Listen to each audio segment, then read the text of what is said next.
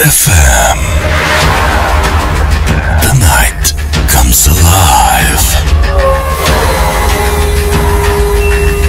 বিশ্বাস করা না করাটা আপনার ব্যাপার।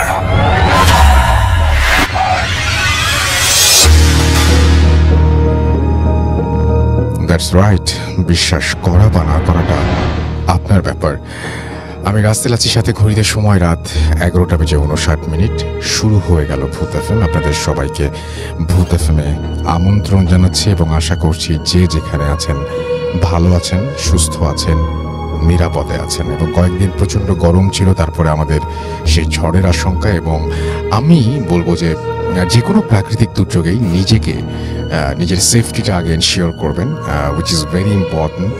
এবং আমাদের প্রচুর লিসেনার আছেন যারা কোস্টাল এরিয়াতে থাকেন, যারা বিভিন্ন জায়গায় থাকেন, এবং তাদের প্রত্যেককে বলবো যে ঝড়ের পরিমাণ বা মাত্রা যাই হোক না কেন, আপনি সব সময় চেষ্টা করবেন যে আপনার ওই জায়গার লোকাল অথরিটি যা বলছে এবং আপনার যেটা করা উচিত সেটা সবার আগে করে ফেলা। হ্যাঁ, সেটা খুব বেশি জরুরি এবং আমার মনে হয় যে সেটা শোনা উচিত। এবং আমার আরও একটা কথা বলার আছে, সেটা হচ্ছে আমাদের যারা শুনছেন তাদের মধ্যে একটা বিরাট অংশ আছেন কলকাতায় এবং পশ্চিমবঙ্গে, এবং তাদের সবাইকেই আমি জানাচ্ছি আমাদের ভূত এফএমে আমন্ত্রণ, এবং সেই সাথে আপনাদেরও সুরক্ষা কামনা করছি এবং আশা করছি আপনারাও নিরাপদে আছেন এবং সুস্থ আছেন। এবং যারা যেখান থেকেই আছেন না কেন, আমাদের ফেসবুক পেজে একটু জানাবেন যে আপনারা ভালো আছেন এবং সুস্থ আছেন, এবং কোন জায়গা থেকে লিখছেন সেটাও জানাবেন। শুরু করছি আজকের ভূত এফএম। শুরুতে জানিয়ে দিচ্ছি কীভাবে আমাদের সাথে যোগাযোগ করবেন। যদি আপনি আপনার ঘটনা পাঠাতে চান, তাহলে আপনাকে চলে যেতে হবে আমাদের যে ইমেল অ্যাড্রেস, সেই ইমেল অ্যাড্রেসটা মনে রাখতে হবে। আমাদের ইমেল অ্যাড্রেস হচ্ছে bhutfm@radiofurti.fm, which is bhutfm@radioforti.fm। আপনার নাম, ঠিকানা এবং ফোন নাম্বার সহ আপনার জীবনে ঘটে যাওয়া বা আপনার জানা সেরা ঘটনা লিখে পাঠিয়ে দিন আমাদের কাছে। ঘটনার শুরুতে অবশ্যই উল্লেখ করুন যে ঘটনাটি আপনি স্টুডিওতে এসে শেয়ার করতে চান, নাকি আপনি চান আপনার ঘটনা আমরা পড়ে শোনাই। যারা দেশের বাইরে রয়েছেন তাদেরকে সরাসরি বলবো যে আপনারা অডিও ক্লিপ পাঠাতে পারেন বা লিখেও পাঠাতে পারেন আপনাদের ঘটনাটি। এবং আমি যেটা বলবো সেটা হচ্ছে আমাদের দুটো ফেসবুক পেজ রয়েছে, আর ফেসবুক পেজের লিঙ্কটা বলে দিচ্ছি, www.facebook.com/radio.furti and www.facebook.com/bhutfm.russell। আর আমাদের টুইটারে আপনি আসতে পারেন এবং আপনি দেখতে পারেন আমাদের পোস্টটা Russell_BhutFM। আপনারা জানেন সবাই, সেখানে এসেও ভিজিট করতে পারেন। তো যাই হোক, আমি যেটা করব এখন, তো ঘটনা যাব। আমার নামের স্পেলিং হচ্ছে RUSSELL। আর আমি এখন ঘটনায় যাব এবং এখন পর্যন্ত পরিবেশ সুন্দর এবং বৃষ্টিও হয়ে গেছে, ঠান্ডা ঠান্ডা একটা ব্যাপার। এবং আমাদের স্টুডিওর যে জানালার কাজ সেটা অনেকটাই ঝাপসা নিচের দিকটা।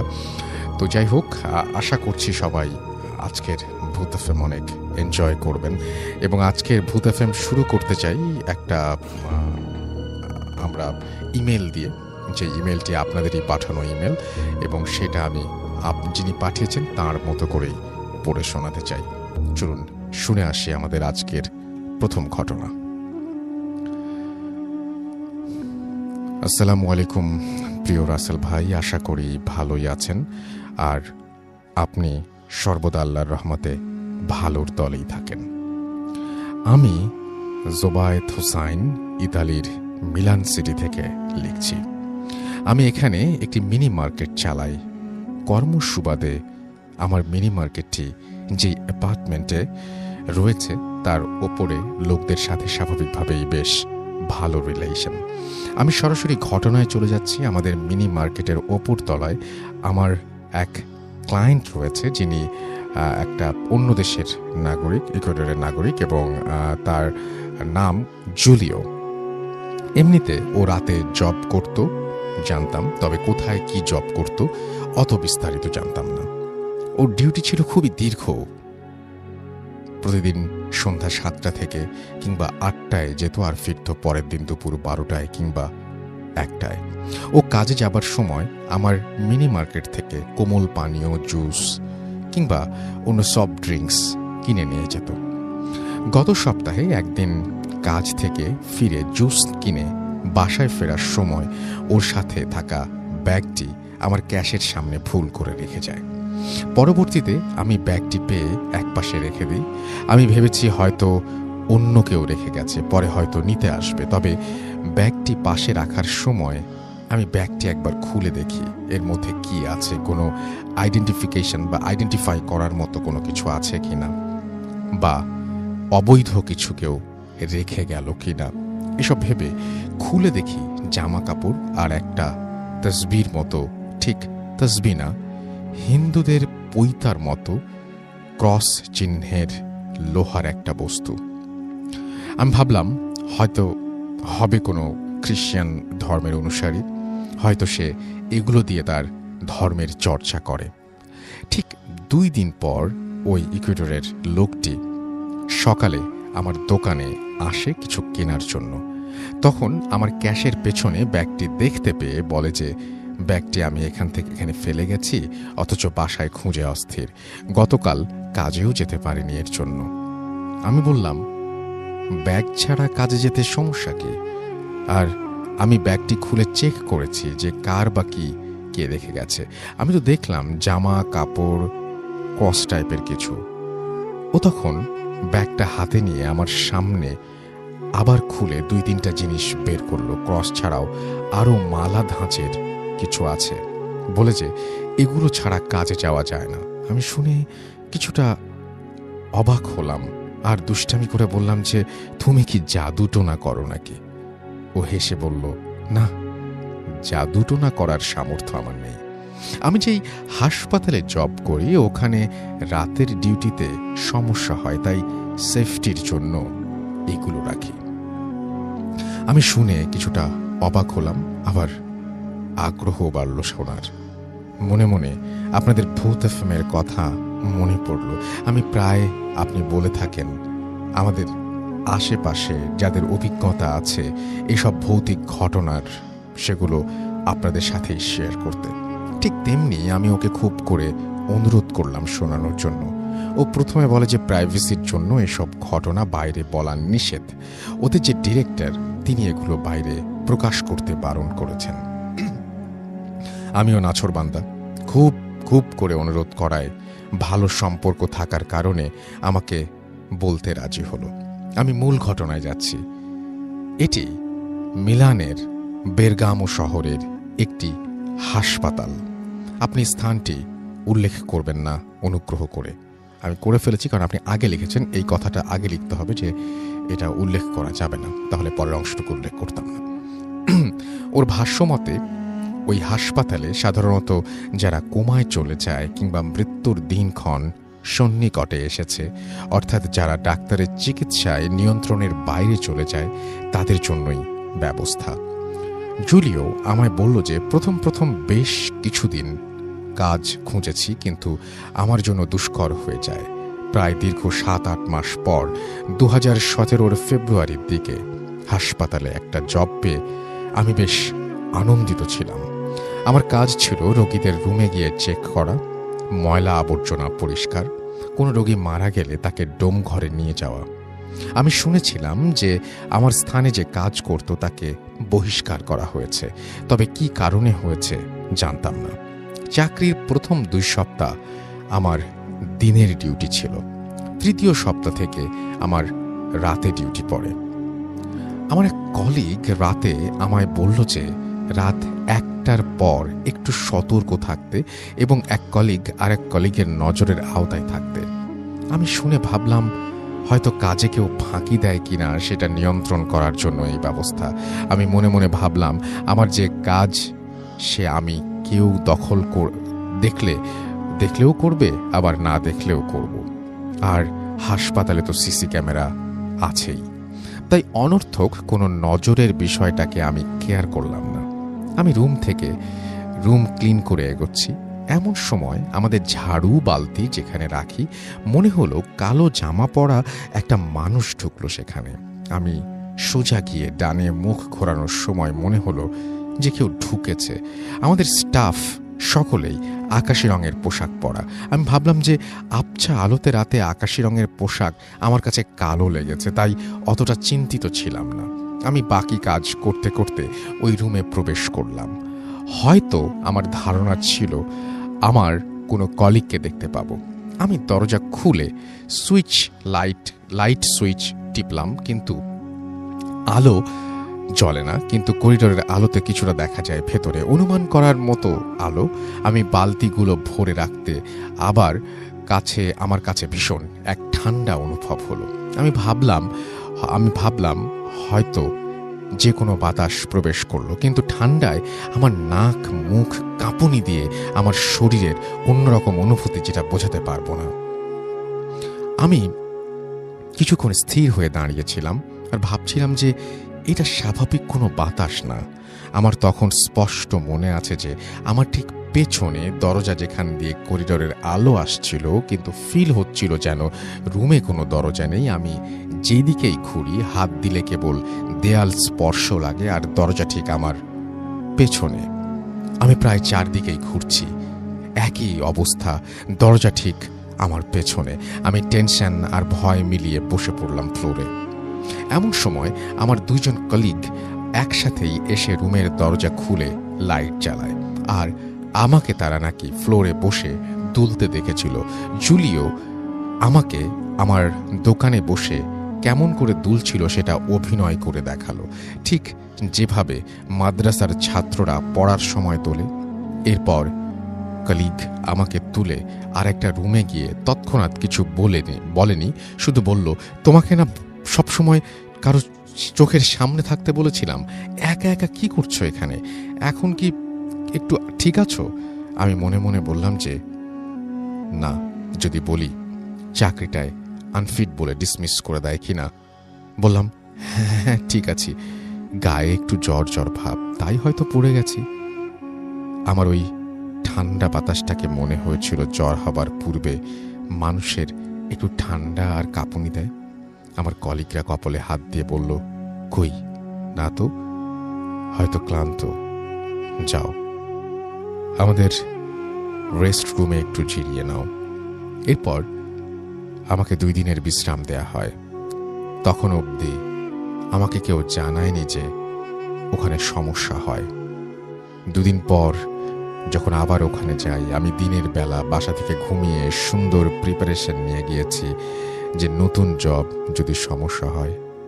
ওই দিন ও আমায় বলল যে রাতে সতর্ক থেকো, কারো চোখে চোখে থেকো। আমি ভাবলাম মৃত্যুশায়ী অথবা একদম মুমূর্ষ রোগী থাকে, তাই হয়তো এমন কিছু বলছে। কখন কোন বেডে ইমার্জেন্সি দরকার পড়ে, তাই হয়তো এই ব্যবস্থা। আমি হয়তো নিজের কাজ স্বাধীনভাবে করার চেষ্টা করতাম, যে দায়িত্ব তা পুরো করা রিল্যাক্স মুডে। ওই দিন তেমন কিছু ঘটল না। ঘটনা ঘটল এর ঠিক 2 দিন পর। ওই দিন সন্ধ্যায় একে একে 5 জন মানুষ মারা গিয়েছে, তাই কাজের চাপও একটু বেশি। 2 জনের আত্মীয় স্বজন এসেছে, আর বাকি 3 জনের কেউ আসেনি খবর নিতে, হয়তো কাল বা পরশু আসবে। আমি আর কলিগরা মিলে লাশগুলো ডোম ঘরে নিয়ে গেছি। রাত তখন 2:30 মতো। আমার ভীষণ বাথরুম চেপেছে। আমি যথারীতি বাথরুমে গিয়ে বাথরুম করছি। হসপিটালের বাথরুমের কমোডের সাথেই বা দিকে একটা জানালা, কাঠের মধ্যে কাচ বসানো জানালা। আমার কাছে একটু অস্বস্তিকর লাগছে, হয়তো ওই বাইরের দিকে চোখ পড়াতে।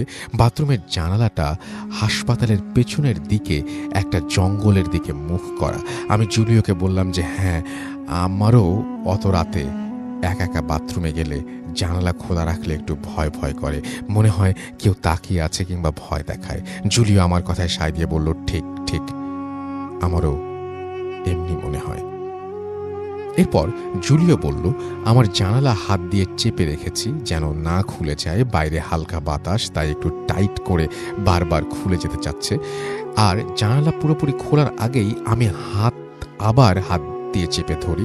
বাতাসের তীব্র গতি, আমার কাছে মনে হয় জানালার ফাঁকা দিয়ে শুধু বাতাস নয়, গ্যাস বের হলে যেমন শব্দ, ঠিক অমন শব্দে বারবার জানালা প্রেসারে ভেতরের দিকে খুলে যাচ্ছে। আমি নিজেকে একটু রিল্যাক্স ভাবে থাকার জন্য হালকা উঁচু হয়ে ছিটকিনিটা লাগিয়ে দিই। এমন সময় বাইরে কারো প্রেজেন্স আমি ফিল করি। জানালার কাচ ছিল কিছুটা ঘোলাটে, ট্রান্সপারেন্ট টাইপের। কারো মুখ এবং নাক কাচের সাথে লাগিয়ে রেখে থাপ্পড় দিচ্ছে জানালার কাছে, আর ভয়ঙ্কর স্বরে একটা চিৎকার।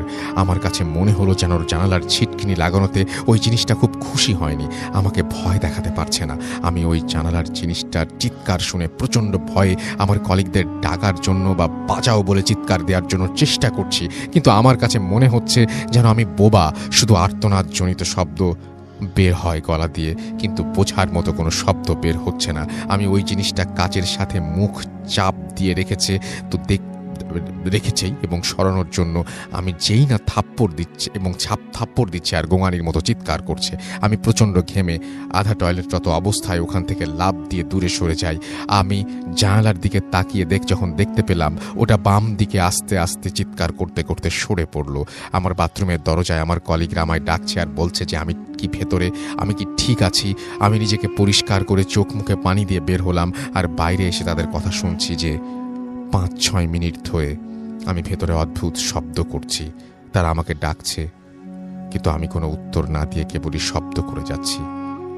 এরপর আমাকে সবাই অফিসিয়াল ডেস্কে নিয়ে গিয়ে কিছু খেতে দেয়, আর ডিরেক্টর এসে ক্রস চিহ্নের ওই জিনিসটার কথা বলে যেটা আমার ব্যাগে আমি দেখেছিলাম। জুলিও আরও বলল যে ওদের হসপিটালের স্টাফরা রাতে অন ডিউটির সময় জামার সাথে বেল্ট টাইপের যেটা আছে সেটির সাথে গেঁথে রাখত। আমাদের রুল দেয়া আছে যে কোনো নার্স কিংবা ডাক্তার যদি কোনো কমান্ড দেয়, বিশেষ করে রাতের বেলায়, তাদের সাথে ক্রস থাকতে হবে কিংবা তসবির মতো থাকতে হবে, আবার হলি ওয়াটার থাকতে হবে, ওদের প্রচলিত পবিত্র পানি যেটি, এবং সেটি ছিটানো রোজকার দৃশ্য। এখন থেকে ওখানে জোড়ায় জোড়ায় কাজ করতে হয়, এমনকি বাথরুমে গেলে দরজা হালকা খুলে রেখে তার গেইটে তার কলিগদের দাঁড়িয়ে থাকবে। এভাবেই চলছে। বেশ কয়েকবার এই নিয়ে লেখালেখি হয়েছে। আমাদের পুরাতন হাসপাতালটি বন্ধ ঘোষণা করে নতুন একটি খুলেছে, কিন্তু এখানেও সেই একই সমস্যা। 3 সপ্তাহ আগের ঘটনা। আমাদের এক স্টাফ হঠাৎ রাতে এক কোমায় থাকা রোগীকে বিছানা থেকে টেনে হিঁচড়ে নামিয়ে তিনি বিছানায় গিয়ে ঠিক কোমার রোগীটির মতো আচরণ করতে লাগলো। টিভির ফুটেজে দেখে পরে তৎক্ষণাৎ তাকে উদ্ধার করা হয়। এই অবস্থার মধ্যে দিয়ে যাচ্ছে। জুলিও আরও বলল আরও ঘটনা আছে, সময় করে আর এক সময় বলবে। এই ছিল ঘটনা, হয়তো সাজিয়ে লিখতে পাননি। যাই হোক, ঘটনাটি আপনি লিখেছেন সেজন্য আপনাকে অসংখ্য অসংখ্য অসংখ্য ধন্যবাদ, এবং আশা করছি যে যারা শুনেছেন তাদের কাছেও ভালো লেগেছে। যদি ভালো লেগে থাকে অবশ্যই আমাদেরকে জানাবেন। আমরা চলে যাচ্ছি আমাদের প্রথম অতিথির কাছে। আপনার নামটা প্লিজ একটু বলবেন, কোথা থেকে এসেছেন, তারপরে আপনার ঘটনায় যাব আমরা। আসসালামু আলাইকুম রাসেল ভাই। আমি এরশাদ, উত্তরা থেকে। তো আমি আজকে আমার প্র্যাকটিক্যাল এক্সপিরিয়েন্স, আমার নিজস্ব এক্সপিরিয়েন্স করে একটা ঘটনা বলবো। সেটা কাওলা রোড নিয়ে, এয়ারপোর্ট রোডের। অনেক শুনেছি আমরা এই রোডটা নিয়ে, এবং অনেকে আলোচনা করেছেন, এবং আজকে আপনিও আলোচনা করবেন। এবং আমি এইটা নিয়েই প্রথমে একটু কথা বলতে চাই। সেটা হচ্ছে যে এই রোডটা নিয়ে এত কিছু শুনি, আপনি তো ওই এলাকায় থাকেন, তো আপনার কাছে তার মানে মনে হয় যে যারা বলেন তারা ভুল বলেন না? না, অবভিয়াসলি না। এবং আপনার নিজেরও এটা নিয়ে এক্সপিরিয়েন্স আছে। Exactly right. এবং হয়তো কেউ প্রকাশ কেউ করে না, এটাই আর কি। জি। তো আমি আমার প্রথম ঘটনাটা বলছি। এটা ছিল 2011-এ। তখন আমি একটা সিমেন্ট কোম্পানিতে কাজ করি, ঢাকা থেকে একটা ছাতকে, সিলেটে ছাতকে। তো আমি ওখানে অ্যাডমিনের দায়িত্বে ছিলাম। তো একদিন সাডেনলি আমার ভাইয়ের কল পাই যে মা সিক, মা hospitalised. So that was like 2 o'clock। আমরা লাঞ্চের পরে, না 2 o'clock আফটারনুন। লাঞ্চের পরে কলটা পেয়ে। সো আমাদের একটা মাল্টিন্যাশনাল কোম্পানির সবচেয়ে বড় জিনিসটা হচ্ছে family priority is the first priority. So আমি খবরটা পেয়ে আমি প্ল্যান্ট ম্যানেজার অ্যাপ্রুভাল নিয়ে তখনই আমি ঢাকার উদ্দেশ্যে রওনা করি। তো ছাতক থেকে ডে টাইমে যদি আমি ঢাকা আসি, প্রথমে আমাকে সিলেট যেতে হয়। সিলেট থেকে দেন বাস বাই এয়ার আমি ঢাকা আসি। তো ওদিনকে আমি প্ল্যান্ট থেকে বেরোতে লাইক 2:30 আমি বের হয়ে সিলেটে গিয়ে 4টা 4:30 একটা বাস পেয়ে যাই। তো সিলেট থেকে সাধারণত it takes like 5 hours maximum, কিন্তু ওদিন হবিগঞ্জে একটা ট্রাক অ্যাক্সিডেন্ট হওয়াতে আমার ঢাকা পৌঁছতে পৌঁছতে রাত 12টা বেজে যায়। আচ্ছা, তখন আমি ইস্কাটনে থাকতাম। তো আমি সায়দাবাদ থেকে নেমে বাসায় এসে জাস্ট এশার নামাজ আদায় করে আমি আমার গাড়িটা নিয়ে, পার্সোনাল গাড়ি নিয়ে আমি উত্তরের দিকে রওনা হই। তখন 12টা বাজে রাতে। তো আমি গাড়ি ড্রাইভ করতেছি খুব ভালোভাবে, আমি রেডিসনটা পার হলাম। তো আমার একটা হ্যাবিট হচ্ছে রেডিসনের পরে সাধারণত এয়ারপোর্টের আগে কোনো ডিভাইডার নেই, তো ওটা ডিভাইডার নেই বা স্পিড ব্রেকার নেই, এই জন্য আমি অকটেনে চেঞ্জ করে গ্যাস থেকে একটু স্পিডে গাড়িটা চালাই। সো ইঞ্জেক্টর কোনো ময়লা থাকলে ওটা যেন ছেড়ে যায়। আচ্ছা, তো যাচ্ছি, তো কাওলা ব্রিজটার নিচ থেকে যাব, ওটা দেখে ওটা ক্রস করতে সাডেনলি আমার গাড়ির স্পিডটা স্লো হয়ে যাচ্ছে। মানে sir slow means dead slow. আমি সাথে সাথে অনেক কিছু চিন্তা করলাম, the way I maintain my car it's not possible at all, আর অকটেনে দেয়া। তো আমি মানে দেখতেছিলাম যে কি হচ্ছে, আমি এক্সেলারেটর আরও বেশি করে চেপে দিচ্ছি না, কিছুতে কিছু হচ্ছে না। আমার আরেকটা হ্যাবিট হচ্ছে আমি সাইড মিরারে মানে গাড়ি চালাই, সাইড মিরার দেখে, কখন রিয়েলি আমি রিয়ার ভিউ মিরারে তাকাই। আচ্ছা, তো সাডেনলি আমার চোখটা চলে গেছে রিয়ার ভিউ মিরারে। তখন দেখলাম যে মানে যা দেখলাম এটা আমি চিন্তাও করি না কখনো, ইটস অ্যান অ্যানিমেল, লাইক এটা কুকুরও না আবার ঘোড়াও না, কুকুরের চেয়ে একটু লম্বা, একটু বেশি, আবার ঘোড়ার চেয়ে একটু ছোটো, বাট মুখটা হচ্ছে ঘোড়ার মতো। আচ্ছা, এটা আমার গাড়ির পিছনে দৌড়াচ্ছে আর ধরে ধরে অবস্থা গাড়িটা। তখন আমি মানে ফার্স্ট অফ অল প্রথমে দেখতেছি আমার হাতটা সব ক্লাবস হয়ে যাচ্ছে ওটা থেকে। বাট আমি যেহেতু আল্লাহ রহমতে নামাজ রোজা করি, নামাজের পাবন্দি করি, আমাকে এক হুজুর বলে দিয়েছিল এই ধরনের কিছু কখনো আয়াতুল কুরসির চেয়ে সূরাতুল ইখলাসটা ভালো কাজে দেয়। তো আমি ওটাই জোরে জোরে পড়তে শুরু করি। সো আমি একবার পড়লাম, দুবার পড়লাম, 3বার শেষ হয়নি, দেখি কোথাও কিছু নেই। আমার গাড়িটা যা খুব জোরে এয়ারপোর্টে আগে যে স্পিড ব্রেকারগুলো ছোটো ছোটো ওটার মধ্যে বাড়ি খেলো। আচ্ছা, I was sweating like anything, সব কিছু ঠিক আছে। আমি তারপর আবার গ্যাস দিয়ে গাড়িটা স্লো করে, মোটামুটি মা ছিল ক্রিসেন্ট হসপিটালে 7 নম্বরে, ওখানে গেলাম। কাউকে কিছু বুঝতে দেয়নি, everything was all right. But আমি খুব ঘামছিলাম, এটাই সবচেয়ে বড় জিনিস। আর আমার মনের মধ্যে যে ভয়টা ছিল ওইটা তখন প্রকাশ করিনি, বিকজ একদিকে মা সিক, তারপর ভাইয়েরা সবাই আছে। তো গেলাম, দেখলাম পরের দিন মার সেন্স ফিরলো। তো মার সাথে দেখা করলাম, তারপর লাইক 10টা 11টাকে ব্যাক করলাম বাসায়। এই ছিল ফার্স্ট ঘটনা রাসেল ভাই। Okay, thank you so much, thank you. আমরা পরের ঘটনাটা অনেক বড়, সেই ঘটনাটা আমরা আবারও ফিরে আসবো। তার আগে আমরা যেটা করব সেটা হচ্ছে দেখি যে আমাদের যারা শুনছেন তারা কি লিখছেন এই মুহূর্তে আমাদেরকে, এবং আমি দেখতে পাচ্ছি যে আমাদেরকে অনেকেই লিখছেন, এবং আমি দেখতে পাচ্ছি যে আমাদের সাথে রোহান লিখেছেন, আমাদের সাথে আছেন তিনি, এবং তিনি ভয় পেতে চান। রফিকুল ইসলাম আমাদের সাথে আছেন, এবং তিনি বলছেন যে আচ্ছা, তিনি এই মুহূর্তে আমাদের সঙ্গে আছেন এবং দোয়া চেয়েছেন সবার কাছে। ইন্ডিয়া থেকে লিখছেন, রাইট? আচ্ছা, না, তিনি বলেছেন যে যেখানেই থাকি না কেন দোয়া চা। আচ্ছা, না, হ্যাঁ, ইন্ডিয়া থেকে লিখছেন, মুর্শিদাবাদ লালগোলা থেকে, এবং তিনি লিখেছেন যে এই প্রাকৃতিক দুর্যোগ যেন মোকাবেলা করতে পারেন সেই জন্য দোয়া চেয়েছেন। সবাই দোয়া করি সব কিছু ঠিকঠাক থাকুক। আবরার আহমেদ রাজু আমাদের লিখেছেন, তিনি ভূত এফএম লাভ করেন, তাই ভূত এফএম শোনেন। আমাদের সাথে রিয়াদ সান, আমি টুইটার থেকে আগে শুরু করেছি, ভালুকা থেকে শুনছেন, এবং আমাদের সঙ্গে আছেন দেখতে পাচ্ছি সঞ্জিদা রহমান নিশি, এবং তিনি হ্যালো ভাইয়া, আজকের ওয়েদারের সাথে ভূত এফএমটা is too perfect, way too perfect আছে। ওকে, আমাদের সঙ্গে আছেন শান্তা ইসলাম, এবং তিনি the first incident was good. আমাদের সঙ্গে আছেন দেখতে পাচ্ছি হাসিবুল হাসান রিফাত, এবং তিনি বলছেন তার লেখা পড়া হয় না কেন, আমি তো পড়ছি, একে একে পড়ছি। আপনি 3 মিনিট আগে লিখেছেন, এবং 3 মিনিট আগে আপনি যে মেসেজটা পাঠিয়েছেন সেটাই হচ্ছে যে আমার মেসেজ পড়া হয় না কেন। আমাদের সঙ্গে আছেন আরিফুর রহমান, এবং ইমেলটা বেশ ভালো লেগেছে সেটা তিনি বলেছেন। আবরার আহমেদ রাজু আমাদের সঙ্গে আছেন, এবং তিনি বলছেন যে কেউ বিশ্বাস করুক বা না করুক আমি ভূত এফএমের সাথেই আছি। আমাদের সাথে আছেন সাইফুল ইসলাম SR, এবং তিনি আমাদের সঙ্গে এই মুহূর্তে শুনছেন আমাদেরকে। আবরার আহমেদ রাজু আমাদের সঙ্গে আছেন। আমাদের সঙ্গে আছেন দেখতে পাচ্ছি মোহাম্মদ রাফিউর রহমান রাহাত, ফার্স্ট ইমেলটা ভালো ছিল। প্রিন্স নূর আমাদের সঙ্গে আছেন। আমাদের সঙ্গে আছেন মইনুর সাগর, এছাড়াও আছেন জিসান উল হাবিব তনয় আমাদের সঙ্গে আছেন দেখতে পাচ্ছি। এছাড়াও সাগর আমাদের সঙ্গে আছেন, MH সোহাগ আমাদের সঙ্গে আছেন, তাওহিদ আফ্রিদি, তামিমুল ইসলাম আমাদের সঙ্গে আছেন, রাকিব হাসান আমাদের সঙ্গে আছেন, প্রিন্স আরকে আমাদের সঙ্গে আছেন, মেহেদি হাসান শাকিল, এছাড়াও শাহিন খান জেমস আমাদের সঙ্গে আছেন, MD রাজন আমাদের সঙ্গে আছেন, নাজমুল হাসান আমাদের সঙ্গে আছেন, রাজীব হাসান মিঠুন, জায়েদ মাহমুদ আমাদের সঙ্গে বরিশাল থেকে আছেন, এছাড়াও সাকিবুল ইসলাম শিমুল আমাদের সঙ্গে আছেন, আরও অনেকেই আমাদের সঙ্গে আছেন। আমি দেখি যে রেডিও ফুর্তি যে ফেসবুক পেজটা সেখানে কে কে আছেন। রানা শেখ আমাদের সঙ্গে আছেন আরও অনেকেই এই মুহূর্তে।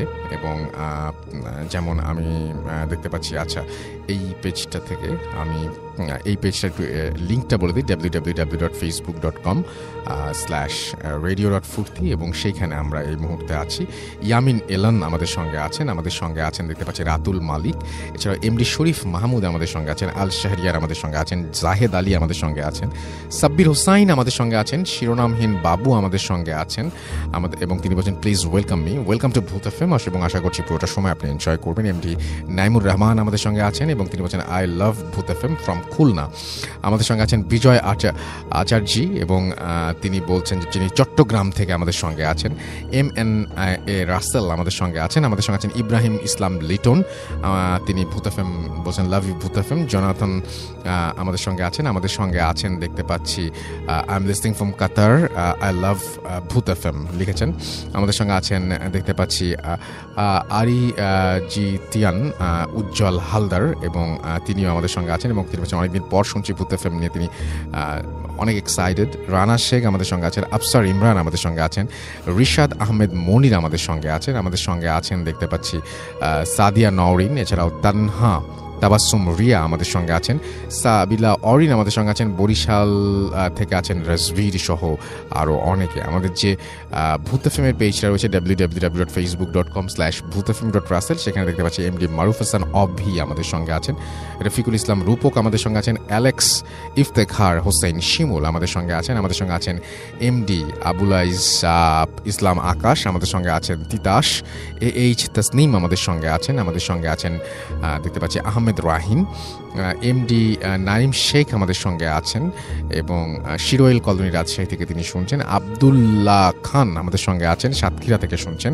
ইমন খান হৃদয় আমাদের সঙ্গে আছেন, আরাফ মাহমুদ জাফর আমাদের সঙ্গে আছেন, MH রোমান আমাদের সঙ্গে আছেন, জীবন কুমার আমাদের সঙ্গে আছেন, সামিন আহমেদ আমাদের সঙ্গে আছেন, AR আমাদের সঙ্গে আছেন, AR বাদশাহ, এছাড়াও হাসান আলী আমাদের সঙ্গে আছেন, সচিব তালুকদার আমাদের সঙ্গে আছেন, আমানুল মাসুদ অপূর্ব আমাদের সঙ্গে আছেন, তৌফিক ইলাহি তনয় আমাদের সঙ্গে আছেন যশোর থেকে, এছাড়াও আরাফ মাহমুদ আমাদের সঙ্গে আছেন ইউনুস আলী সোহাগ সহ আরও অনেকে। থ্যাংক ইউ সো মাচ আমাদের সঙ্গে থাকার জন্য। আমরা চলে যাব আমাদের দ্বিতীয় অতিথির কাছে। আপনার নামটা প্লিজ একটু বলবেন, আপনি কোথা থেকে এসেছেন সেটা বলবেন, তারপরে আপনার ঘটনায় যাব এবং আপনি আপনার প্রথম ঘটনাটা প্লিজ একটু শুরু করবেন। আসসালামু আলাইকুম রাসেল ভাই। ওয়ালাইকুম সালাম। আমি মাহমুদ হাসান মুন্না, আমি এসেছি বরিশাল থেকে। জি, বলুন আপনার ঘটনা। তো রাসেল ভাই, প্রথমেই বলতে চাই, আমি আজকে প্রথম যে ঘটনাটা বলবো সেটা আমার দাদার কাছ থেকে শোনা। আমার দাদা গত ডিসেম্বর মাসের 23 তারিখে মারা গেছে। সবাই আমার দাদার জন্য দোয়া করবেন। তো আমার দাদারা ছিলেন দুই ভাই। তো দাদারাদের যে পুরানো বাড়ি সেটা ছিল আমাদের যে বর্তমান যে এলাকা চন্দ্রমোহন, তার পাশে একটা গ্রামে চরদারিয়াল নাম। জি। তো ওইখান থেকে দাদারা চন্দ্রমোহন আইসা একটা বাড়ি করে। তো দাদারা দুই ভাই বাড়ি করার পরে ওই বাড়িতে থাকতো, নতুন বাড়িতে থাকতো দাদারা দুই ভাই, আর আমার যে বড় দাদি ছিলেন উনি আর ওনার আম্মা। তো থাকার পরে তো বাসার যত কাজ টাজ, পুরুষ বলতে আমার দাদাই ছিলেন, কৃষিকাজ করতেন দাদা তখন তো সারাদিনের কাজ শেষে আমাদের ওইখানে আবার রাসেল ভাই গ্রাম অঞ্চলে, জি, যে আজকে থেকে মানে 60 দশকে, জি, 1960 দশকের দিকে। তো ঘটনাটা ছিল এমন, জি, আমাদের পাশের গ্রামে একটা লাঠি খেলার আয়োজন করা হয়েছিল, যে বাংলা বাজার নামে একটা জায়গায়। তো ওইখানে দাদা চিন্তা করলেন যে সারাদিনের কাজ শেষে লাঠি খেলা দেখতে যাবে। তো দাদা যখন মানে সারাদিনের কাজ শেষ করার পরে লাঠি খেলা দেখতে যাবে, তো আগে গ্রাম অঞ্চলে তেমন রাস্তাঘাট অবস্থা ভালো ছিল না। তো মানুষের চলাচলের মাধ্যম হিসাবে নৌকা ব্যবহার করতো, বিশেষ করে যারা কৃষিকাজ করতো তাদের তো বাসায় নিজেদের একটা করে নৌকা থাকতো এমন। তো দাদা সারাদিনের কাজ শেষে নৌকা নিয়ে ওই পাশের গ্রামে যেখানে লাঠি খেলা হচ্ছে ওইখানে চলে যায়। তো উনি সন্ধ্যার পরে ওনার কাজ শেষে লাঠি খেলা দেখতে যায়। তো লাঠি খেলা শেষে যখন বাসায় আসতেছিল তখন আনুমানিক রাত, উনি আমার যেটা বলছেন 10টা থেকে কি 11টা হবে এরকম একটা মাঝামাঝি সময়। তো উনি আসতেছেন নৌকা দিয়ে আস্তে আস্তে একা আসতেছেন রাত্রেবেলা। তো গ্রাম অঞ্চলে 10টা 11টাই অনেক রাত্র। তো উনি যখন খালের একটা পাড় দিয়ে আসতেছিলেন, তো খালটা ছিল বিলের সাথে মানে অ্যাডজাস্ট করা। তো ওই সময়টা ছিল বর্ষাকাল, পানিতে পুরা ভরা ছিল। তো উনি খালের পাড় দিয়ে যখন আসতেছিলেন, কিছু দূর যাওয়ার পরে উনি দূরে একটা আলো দেখতে পায়। তো যখন আলোটা দেখতে পায় তো উনি নৌকা চালায় যখন আলোটার কাছাকাছি চলে আসে তো দেখে যে ওইখানে একটা ঘাট ছিল, ওই ঘাটের পাড়ে একটা মহিলা দাঁড়ানো। তো ওনারে মহিলা হাত দিয়ে ইশারা করতেছে নৌকাটা থামানোর জন্য। তো উনি নৌকাটা থামানোর পরে উনি যেটা দেখছে, তো ওই যে মহিলা ওনারও চিনে, আমাদের এলাকার এক লোক, ওনার নাম ছিলেন জব্বার, ওনার আম্মা। জি। তো উনি বলতেছে যে বাবা তুমি আমার একটা উপকার করবা, আমার স্ত্রীর তো মানে এই প্রসব বেদনা উঠছে, তুমি একটু কষ্ট করে আমাদের ওই গ্রামে একটা মহিলা ছিলেন দাইমা, যিনি উনি আবার ওই মানুষের বাড়ি যেয়ে এই কাজ করতেন, মানুষের সাহায্য করতেন। তো আমার একটু ওই যে খান নামে একটা বাড়ি ছিল, তো ওইখানে নামাই দিবা একটু কষ্ট করে, আমাদের বাড়িতে কোনো পুরুষ মানুষ নেই, ওনার ছেলে আবার আর্মিতে চাকরি করতো তখন। জি। তো উনি অত কিছু ভাবে নাই, তখন উনি চিন্তা করলো যে মানুষের সাহায্য করি। তো উনি উঠানোর পরে উনি নৌকা চালাচ্ছে। তো তখন রাসেল ভাই ওই সময়টা ছিল ভাটা চলতেছিল তখন। তো উনি পিছনে ফিরে দাঁড় বাইতেছিল নৌকার। তো ওইটা বাওয়ার পরে কিছু দূর যাওয়ার পরে আমার দাদা আবার কি করতেন, স্মোক করতেন। তো উনি চিন্তা করলো যে এখন একটা সিগারেট ধরাই, যেহেতু একটু ঠান্ডা ঠান্ডা লাগতেছে। তো উনি সিগারেট ধরানোর জন্য, সিগারেটটা ছিল আবার পিছনে, উনি সেটা নেওয়ার জন্য একটু পিছনে তাকায়। তো রাসেল ভাই তাকানোর পরে উনি ফার্স্ট যেটা দেখে, তো সেটা হলো গিয়া ওই যে মহিলার হাতে একটা কুপি টাইপের একটা দেখছিল প্রথম। তো আসলে এটা কুপিও না, ওটা কিসের আলো উনি ওইটা আজকে পর্যন্ত আমার যখন বলছে তখনও মানে ওটা জানতে পারেন ওটা কিসের আলো ছিল। জি। তা আরেকটা জিনিস লক্ষ্য করে রাসেল ভাই, ওই মহিলার হাতে নাকি একটা ব্যাগ ছিল যেটা উনি আন্ধারে দেখতে পারে নাই, অন্ধকারের মধ্যে। তো উনি দেখতেছে যে ওই মহিলা ওই পুটলি থেকে কিছু একটা বের করে লাইকাস মানুষের কাটা হাত, উনি নিচের দিকে তাকায় ওইটা চাবায় খাচ্ছে। তো রাসেল ভাই এটা দেখার পরে দাদা মানে খুব বেশি ভয় পায়। তো হঠাৎ করে ওই মহিলা মানে টের পেয়ে গেছে, ওনার দিকে তাকাইছে। তাকানোর পরে দাদা আল্লাহর নাম নিতেছিল তখন। তো ওনার টার্গেট ছিল একটাই, নৌকাটা কোনো একটা ভাবে খালের সাইড করে উনি লাফ দিবে ওইখান থেকে, নৌকা থেকে। তো উনি কোনোভাবে নৌকাটা সাইড করে খাল থেকে লাফ দেয়। তো লাফ দেওয়ার পরে উনি দৌড় দেওয়ার চেষ্টা করে। তো উনি দৌড় দিয়ে কিছু দূর যায় সামনে, ওনার কাছে মনে হইতেছিল যে উনি যতই যাচ্ছে মানে ওনার হাত পা সব অবশ্যই আসতেছে, হাত পা চলতেছে না ওনার।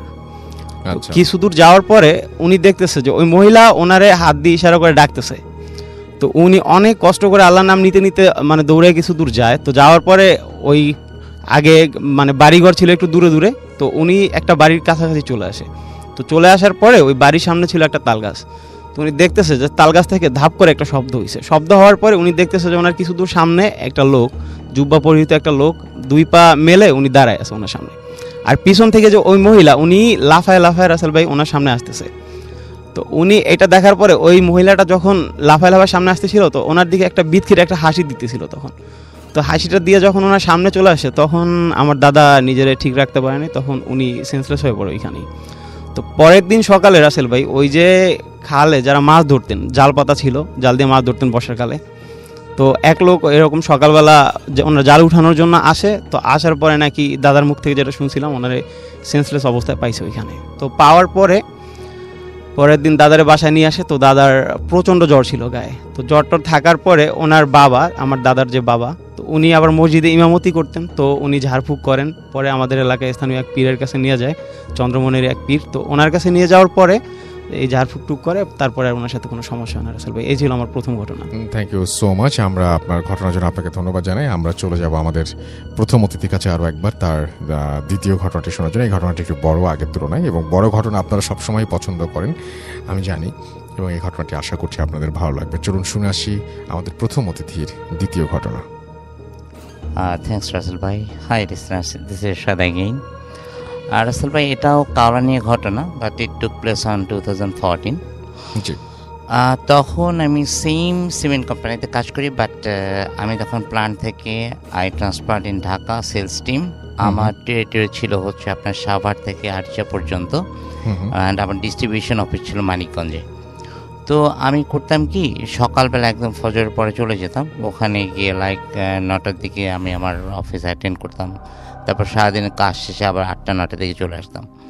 তো একদিন আমার একটা ফ্যামিলি ফাংশন ছিল, তো আমরা বাসা আসতে আসতে লাইক 2 o'clock হয়ে গেছে, মিডনাইট। তো আমি চিন্তা করলাম যে এখন আর কি করব, কি ঘুমাবো, একসাথে আমি এখন ইয়েতে চলে যাই, মানিকগঞ্জে এখনই চলে যাই, ড্রাইভ করে যাবো, সেলফ ড্রাইভিং কার ড্রাইভ করে যাব, তো ওখানে গিয়ে রেস্ট নিয়ে সকালবেলা না হয়ে যাচ্ছে। সো এটাই আমি বেটার ফিল করলাম। দেন আই লাইক 2:30 মিডনাইট আমি স্টার্ট করলাম বাসা থেকে, তখন স্কাটনেই থাকি।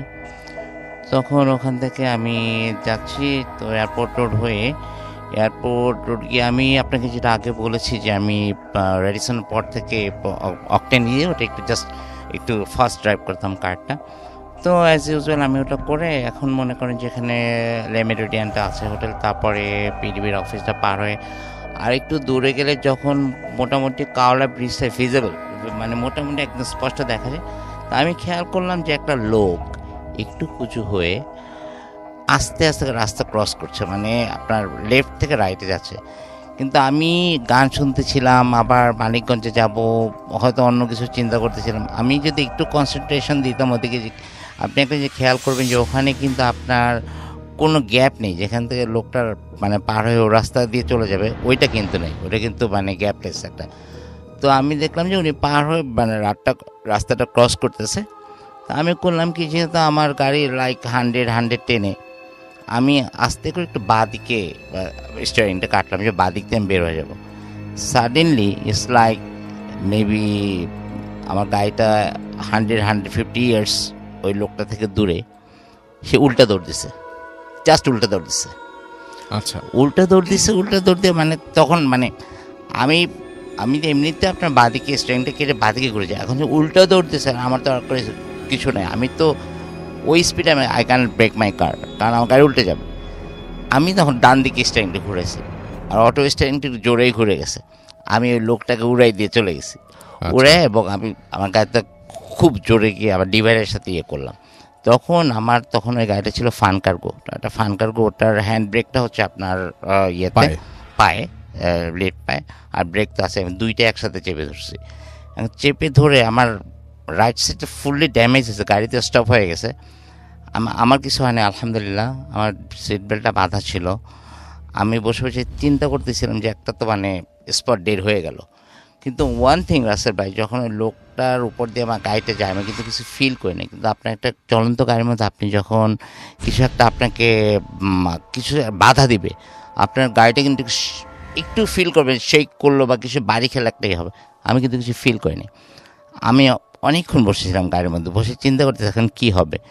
এর মধ্যে যদি ইটস লাইক 3টা বাজে, তখন রাত 2-4জন লোক অলরেডি একটা বাস থেমে গেছে, একটা বাস থেমেছে, কী হয়েছে।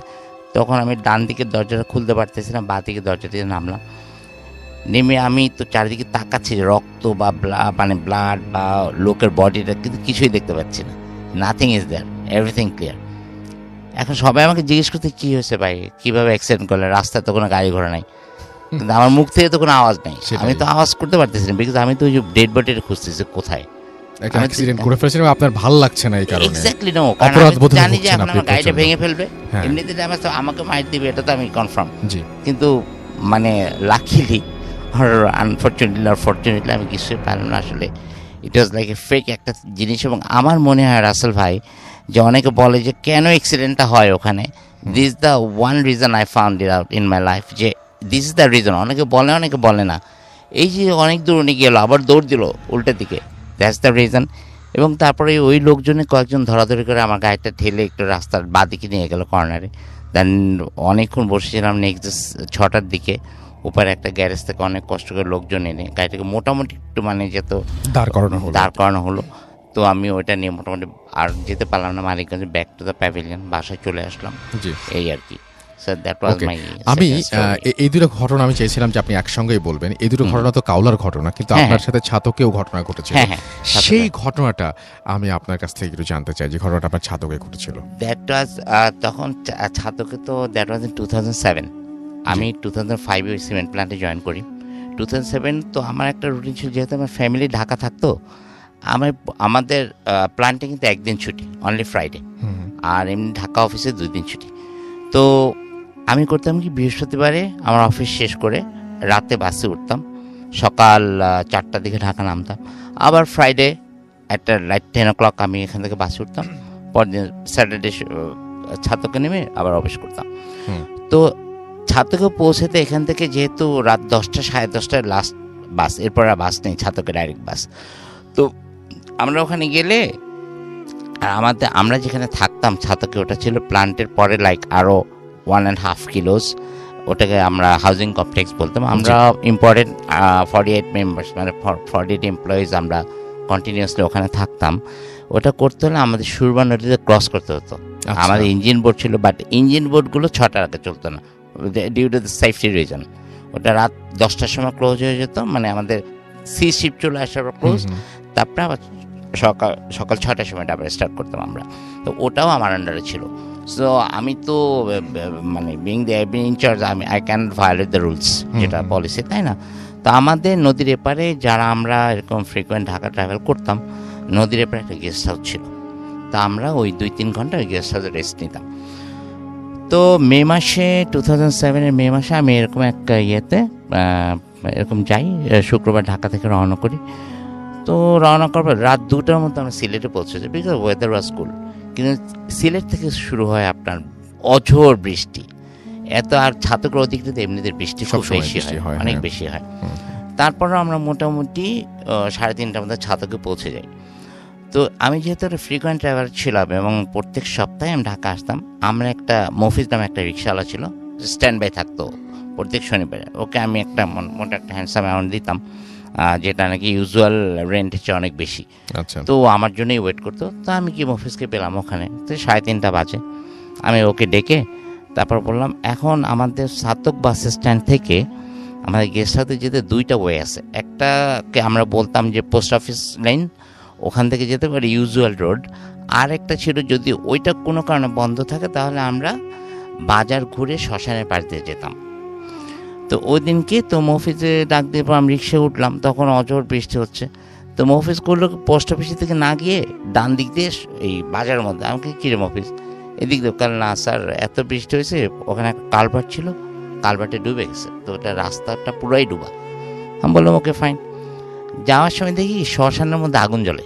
তা বলে এত বৃষ্টির মধ্যে কেমনি আগুন জ্বলে? মফিজ বলে, স্যার সন্ধ্যার পর একটা পোড়াইছে ওখানে, তো ওই যে ওদের কি একটা রিচুয়াল আছে, ওই জন্য টিন দিয়ে ঢাইকা রাখছে, আগুনটা যেন না নিভে। আচ্ছা, এবার আমি লাইক ওখান থেকে 4:05 বাকি 10 মিনিট বাকি আমি গেস্ট হাউসে পৌঁছে গেছি।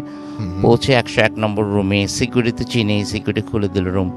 আমি একটু ফ্রেশ হয়ে তারপরে মাথাটাতে মুছে ড্রেস চেঞ্জ করে আমি বাথরুমের লাইটটা অন করি একটু, মানে আমি আবার লাইটের মধ্যে ঘুমাতে পারি না, একটু প্রবলেম হয়। তো একটু যেন লাইট আসে এটা করে, আর সারা রাতে জানি তো, বিছনায় ঘুমলাম, এসিটা অন করে দিয়ে বিছনায় শুলাম, সাথে সাথে ঘুম। আমার মনে হয় রাসেল ভাই ইটস লাইক 10-15 মিনিটস আমি ঘুমাইছি। এমনি আমার একটা অভ্যাস আছে, আমি ডান দিকে ফিরে শুই সবসময়।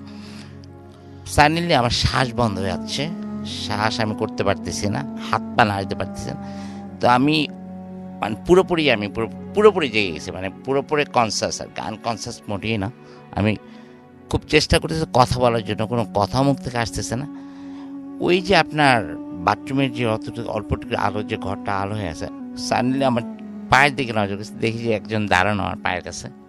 ইটস লাইক হাইট হবে আপনার হার্ডলি 3 ফিট, কালো কুচকুচে, বাচ্চাদের মতো, তার মানে একদম মানে কুচকুচে কালো, 3 থেকে 3.5 ফিট লম্বা, কোনো ইয়ে নাই তার মধ্যে, কোনো মানে এক্সপ্রেশন নেই আর কি, নর্মাল। কিন্তু বা হাতটা আমার পায়ের উপরে দেয়া, এবং দ্যাটস দ্য রিজন আমি আমার পুরো কোনো বডি আমি নাড়াতে পারতেছি না, না আমার মানে শ্বাস করতে পারতেছি। আমার তো মনে হচ্ছে যে আমার শ্বাসটা সব বন্ধ হচ্ছে। তো তখন আমি সূরাতুল ইখলাস পড়া শুরু করলাম। আমার ওই একটাই, আমি একবার হুজুরে বলে দিয়েছিলাম আমাকে পড়তে, আমি ওইটা ছাড়া আমার এখন কোনো কারণে এইটাই আমার মনে আসে। তো আমি পড়া শুরু করছি, 1বার 2বার পড়ছি, 3বার পড়তে হয় না, সব কিছু ফাইন, এভরিথিং ওকে। আমি উঠলাম, বিছনা দিয়ে উঠলাম, উঠে বাথরুমটা বন্ধ করে দিয়ে রুম লাইটটা জ্বালাই দিলাম, চালা আবার শুয়েছে। এবার আমি করলাম কি, ডান দিকে না ফিরে লম্বালম্বি শুয়ে বা হাতটা চোখের উপরে দিয়ে রাখছি, যেন মানে লাইটটা আড়াল করার জন্য, আর দিয়ে শুয়েছি। এবং আমার মনে হয় যে তখনই ঘুমায় পড়লাম। আবার 10-15 মিনিট মনে হয় আবার সেম অবস্থা। এখন আমি যে আমরা হাতটা যে নাড়াবো, হাতটা যে সরাবো, আমি হাতটা সরাতে পারতেছি না। আমি অল্প অল্প তাকায় যা দেখলাম, দেখি যে আমার হাতগুলো ইটস লাইক ইলেকট্রিক্যাল থাম, ইলেকট্রিক্যালের যে পিলারগুলো আছে এরকম মোটা একটা হাত। আমি কীভাবে সরাবো? মানে এত মোটা হয়ে গেছে, এত মোটা আমার হাত লাগতেছে আমার কাছে, যে আচ্ছা। এত মোটা এবং এত ওয়েট যে আমি এটা সরাতে পারতেছি না হাতটা। ওজন অনেক বেশি মনে হচ্ছে। ওজন অনেক বেশি, এবং আমি কোনোদিন ফিরতেও পারতেছি। তো আমি আবার পায়ের দিকে তাকিয়ে দেখে ওই লোকটা দাঁড়ায় আছে ঠিকই। লোকটা বলবো না, মানে কোনো কিছুর সাথে তার আমি আই ক্যান সে যে এটা এরকম দেখতে ওরকম দেখতে। ইটস লাইক এটা একটা আকৃতি ইটস হিউম্যান আকৃতি, মানে Shape একটা। Shape right. তো তখন আমি কি করব, আমি আবার সূরাতুল ইখলাস শুরু, এবার পুরোপুরি 2বার পড়লাম, 3বার পুরোপুরি পড়লাম। তখন দেখলাম যে সব একদম এভরিথিং নর্মাল। তখন আমি নেমে সিকিউরিটি ডাক দিলাম যে তুই একটা চেয়ার নিয়ে এখানে বস আমার রুমের সামনে, আমি একটু ঘুমাই। এটা করতে করতে ফজরের আজান দিল। দেন তো আলহামদুলিল্লাহ উজু করে নামাজ পড়লাম, নামাজ আদায় করে তারপরে এভরিথিং হলো। কিন্তু মানে এফেক্টটা যে হলো, আমি 8:30 আমাদের অফিস ছিল, যখন অফিসে গেলাম প্রচণ্ড জ্বর, এবং 2টার সময় আমাকে প্ল্যান্ট ম্যানেজমেন্ট বাইরে ঢাকা পাঠালো, এবং আমি কন্টিনিউয়াসলি 7 দিন প্রচণ্ড জ্বরে ভুগলাম। আমার ফ্যামিলি অনেক সাফার করেছে ওই সময়টায়, এবং 8 দিনের দিন আমি এবার প্ল্যান্টে জয়েন করলাম আর কি গিয়ে। That was my third story. Thank you so much. আপনার ঘটনার জন্য আপনাকে অনেক অনেক ধন্যবাদ, এবং আশা করছি আপনাদেরও ভালো লেগেছে। এবং আমি এবার কিছু মেসেজ পড়তে চাই। আমি দেখতে পাচ্ছি যে আমাদের এখানে অনেকেই আছেন। আমাদের সঙ্গে আছেন এই মুহূর্তে অজিত বাল্মীকি, এবং তিনি লিখেছেন আই লাভ ভূত এফএম। আমাদের সঙ্গে এছাড়াও আরও অনেকে আছেন। তানজিম আহমেদ তমহাল আমাদের সঙ্গে আছেন, এবং আমাদের সঙ্গে আছে, এবং তিনি বলেছেন ইমেল করার জন্য কি বাংলায় ইংলিশে লিখতে হয়? না, আপনি যেভাবে এখানে কমেন্টটা লিখেছেন পুরোপুরি বাংলায়, সেভাবেও আপনি লিখতে পারেন। আপনার যেভাবে সুবিধা আপনি সেভাবে লিখবেন। বাংলা তো সবসময় প্রেফার্ড। আমাদের সঙ্গে আছেন আরিফিন মাহমুদ সুজন, এবং আমাদের তিনি বরিশালের ঘটনাটা শুনেছেন, এবং আমাদের সাথে আছেন এমটি মামুন, এবং আমাদের সঙ্গে আছেন শামীম সালমান, সৌদি আরব থেকে তিনি শুনছেন ফুর্তি অ্যাপ দিয়ে। শত ব্যস্ততার মাঝেও একটা এপিসোডও মিস করি না। থ্যাংক ইউ সো মাচ আমাদের সঙ্গে থাকার জন্য। সাদমান শাহিব আমাদের সঙ্গে আছেন, ওয়েল লিসনিং ফ্রম সিসিআর। আমাদের সঙ্গে আছেন দেখতে পাচ্ছি রেদওয়ান হৃদয়, নাইস স্টোরি। আমাদের সঙ্গে আছেন NH রাজ, ফার্স্ট স্টোরিটা অনেক ভালো হয়েছে সেটা তিনি জানিয়েছেন। আমাদের সঙ্গে আছেন সমজিদ আরিয়ান শ্রাবণ, আমাদের সঙ্গে আছেন সিল্কি শিমুল, আমাদের সঙ্গে আছেন দেখতে পাচ্ছি রায়হান আহমেদ, সারোয়ার আলম, লিমন হাসনাত আমাদের সঙ্গে আছেন, ইমতিয়াজ শুভ আমাদের সঙ্গে আছেন, প্রত্যয় খান আমাদের সঙ্গে আছেন, আমাদের সঙ্গে আছেন কাজী সামিয়া, মাহমুদুল হাসান আমাদের সঙ্গে আছেন, এমডি নাহিদ আমাদের সঙ্গে আছেন, শাওন আমাদের সঙ্গে আছেন। কালকে এক্সাম, তাও তিনি ভূত এফএম শুনছেন। আমাদের সঙ্গে আছেন নাজমুল হাসান, সাকলাইন আহমেদ ফোরকান আমাদের সঙ্গে আছেন। আমাদের সঙ্গে আছেন দেখতে পাচ্ছি এছাড়াও প্রিন্স আমান, এবং তিনি অ্যাপ দিয়ে শুনছেন। আমাদের সঙ্গে আছেন MD Habibur, currently I in Saudi Arabia, love you Bhoot FM. আমাদের সঙ্গে আছেন দেখতে পাচ্ছি এছাড়াও আশিক ইসলাম, এবং তিনি বলছেন যে আমার কমেন্ট পড়া হয় নাই, যে পড়ে ফেললাম তোর কমেন্ট। ইমন খান হৃদয়, অসাধারণ ঘটনাটি প্রচুর ভয়ঙ্কর ঘটনা, যেটা শুনলেন তিনি বলছেন। Thank you so much. Ishtiaq Shuvo আমাদের সঙ্গে আছেন, মাহমুদুল হাসান আমাদের সঙ্গে আছেন, নাইস স্টোরি লিখেছেন। মিকাত হাসান আমাদের সঙ্গে আছেন। আমি কিন্তু ভূত এফএমের যে পেজটা আছে সেখান থেকে পড়ছি, www.facebook.com/bhutfm.russell। আমাদের সঙ্গে আছেন দেখতে পাচ্ছি এছাড়াও MH বাঁধন, আমাদের সঙ্গে আছেন দেখতে পাচ্ছি ইসমাইল হোসেন, কাতার থেকে শুনছেন তিনি। রেদওয়ান হৃদয় আমাদের সঙ্গে আছেন। আমাদের সঙ্গে আছেন ইশতিয়াক আহমেদ শুভ, উল্লাপাড়া বিজ্ঞান কলেজ হোস্টেল থেকে শুনছেন। মাহমুদুল হাসান আমাদের সঙ্গে আছেন। আমাদের সঙ্গে আছেন নাজিয়া হাসান, এই ঝড়ের রাতেও মিস দিলাম না। আমাদের সঙ্গে আছেন দেখতে পাচ্ছি এমডি রুবেল ইসলাম, রাজশাহী থেকে তিনি শুনছেন আমাদেরকে। আমাদের সঙ্গে আছেন রফিকুল ইসলাম রূপক, আজকের স্টোরিগুলো অনেক ইন্টারেস্টিং। আমাদের সঙ্গে আছেন দেখতে পাচ্ছি আবরার আহমেদ রাজু, সব মিলে সাথে আছেন ঝিনাইদহ থেকে। আমাদের সঙ্গে আছেন অমিল মিলন, এছাড়াও আমাদের সঙ্গে আছেন দেখতে পাচ্ছি হাজি রুবেল খান সহ আরও অনেকে এই পেজটাতে। Thank you so much. Radio Foorti যে পেজটা, সেখানেও অনেকে আছেন এই মুহূর্তে। আমাদের সঙ্গে আছেন রোহান চিশতি, নরসিংদী থেকে তিনি আছেন। আবদুল্লাহ শেখ আমাদের সঙ্গে আছেন। এবং এই পেজে আপনি একটা মজার জিনিস দেখবেন, সেটা হচ্ছে যে এই পেজের কাভার পেজটা আপনি দেখবেন radio ফুর্তির, which is www.facebook.com/bhutfmradio.furti www.facebook.com/radio.furti। এটাতে দেখবেন যে আমাদের ভূত এফএম সম্পর্কে একটা মানে কাভার ফটো বা কাভারের যে জায়গাটা, যে ভিডিও, সেই ভিডিওটা আপনি দেখবেন যে সেখানে কিছু ইনফরমেশন দেওয়া আছে। You can check it out. Kashfia Arin আমাদের সঙ্গে আছেন। আমাদের সঙ্গে আছেন সোলাইমান ইসলাম নাসিম, এছাড়াও AS রাফি আমাদের সঙ্গে আছেন। মোহাম্মদ রিফাত আলম রিজভি আমাদের সঙ্গে আছেন। আমাদের সঙ্গে আছেন রুকন উদ্দিন মুন্না, আমাদের সঙ্গে আছেন নাহিদ হক তানহা, আমাদের সঙ্গে আছেন MD জিহাদ সর্দার, এছাড়াও জাফরিন নূর আমাদের সঙ্গে আছেন। আমাদের সঙ্গে আছেন হাফিম অর্ণব, আমাদের সঙ্গে আছেন MD শরীফ মাহমুদ, MD জাহিদ হাসান আমাদের সঙ্গে আছেন, শুভ দত্ত সৌরভ আমাদের সঙ্গে আছেন। আরও অনেকেই আমাদের সঙ্গে এই মুহূর্তে আছেন দেখতে পাচ্ছি। And thank you very much আমাদের সঙ্গে থাকার জন্য, এবং আশা করছি বাকিটা সময়ও আমাদের সঙ্গে থাকবেন। এবং আমরা একটা ছোট্ট অডিও ক্লিপে চলে যাব এখন, এবং সেই অডিও ক্লিপের পরে আবারও ফিরে আসবো। ইন দ্য মিন টাইম আমাদেরকে যদি আপনারা ঘটনা পাঠাতে চান, তাহলে আমাদের ঘটনা পাঠানোর অ্যাড্রেসটা হচ্ছে bhutfm@radiofurti.fm, which is bhutfm@radioforti.fm। আপনার নাম, ঠিকানা এবং ফোন নাম্বার সহ আপনার জীবনে ঘটে যাওয়া বা আপনার জানা সেরা ঘটনা লিখে পাঠিয়ে দিন আমাদের কাছে। ঘটনার শুরুতে অবশ্যই উল্লেখ করুন যে ঘটনাটি আপনি স্টুডিওতে এসে শেয়ার করতে চান, নাকি আপনি চান আপনার ঘটনা আমরা পড়ে শোনাই। যারা দেশের বাইরে আছেন তারা সরাসরি অডিও ক্লিপ পাঠিয়ে দিতে পারেন বা লিখেও পাঠাতে পারেন ঘটনাটি। আমাদের ফেসবুক পেজের লিঙ্ক হচ্ছে www.facebook.com/radio.furti and www.facebook.com/bhutfm.russell। আমাদের টুইটার আমাদের টুইটার হচ্ছে রাসেল RUSSELL Russell_bhutfm BHOTFM। ব্যাস, চলে আসবেন যেখানে খুশি, লিখবেন আপনার ইচ্ছে মতো। চলে যাচ্ছি একটি অডিও ক্লিপে, ফিরে আসবো একটু পরেই। স্টে টিউনড টু রেডিও ফুর্তি FM and do ফুর্তি। Bhut FM. The night comes alive. বিশ্বাস করা না করাটা আপনার ব্যাপার।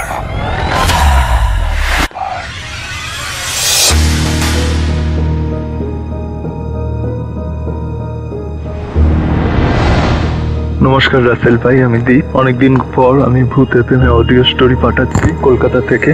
তো প্রথমেই আপনাদের সবাইকে জানাই এবং ভূত এফএম টোটাল টিমকে জানাই নববর্ষের প্রীতি শুভেচ্ছা ও আন্তরিক অভিনন্দন।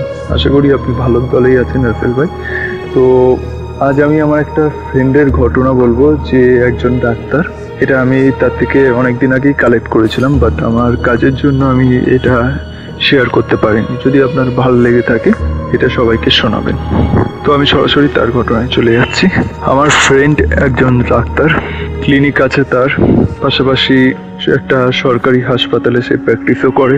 তো অপারেশনে কাটা ছেঁড়া থেকে শুরু করে মর্গে যাওয়া আসা, এগুলো কমন ব্যাপার তার কাছে। কিন্তু তার জীবনে এমন একটা ঘটনা ঘটেছিল যেটা সে এখনো যদি কোনো দূরে কোনো পেশেন্টকে দেখতে যেতে হয়, সে এই ঘটনাটা তার মনে পড়ে যায়, মানে সে ভাবে যাওয়ার আগে। তো আমি সেই ঘটনায় যাচ্ছি। তো একদিনকে তার ক্লিনিকটা বন্ধ করার সময়, তার ক্লিনিকে একজন রিসেপশনিস্ট আছে, তো সেই ক্লিনিকটা বন্ধ করেন। তো ডাক্তার মানে যে বন্ধু আমার, সে বাড়ি যাওয়ার সময় একটা ফোন আসে তার ফোন আসার সময় তাকে একটা পেশেন্টের বাড়ির লোক বলে যে ডাক্তারবাবু এরকম আমার বাবার এই হয়েছে, আপনি তাড়াতাড়ি আসুন, তাহলে আমার বাবা বাঁচবে না। তো একটু চমকে যায় যে হুট করে বলছে এরকম এরকম কথা, কোনো চেনা পরিচিত পেশেন্ট কি, এটা ভাবেও। কিন্তু তারপর যখন নাম টাম জানে, তখন দেখে ওর কোনো চেনা পরিচিত পেশেন্টও না। কোথা দিয়ে ফোন করছে এটা জানলে ও আরও অবাক হয় যে এত দূরে ও কোনোদিনও পেশেন্ট দেখতেই যায়নি, তাহলে ওকে জানলো কীভাবে? হয়তো জানতে পারে কারোর থ্রুতে। তো সে বলে যে আমার এখন ক্লিনিক বন্ধ হয়ে গেছে, আমি বাড়ি চলে যাব।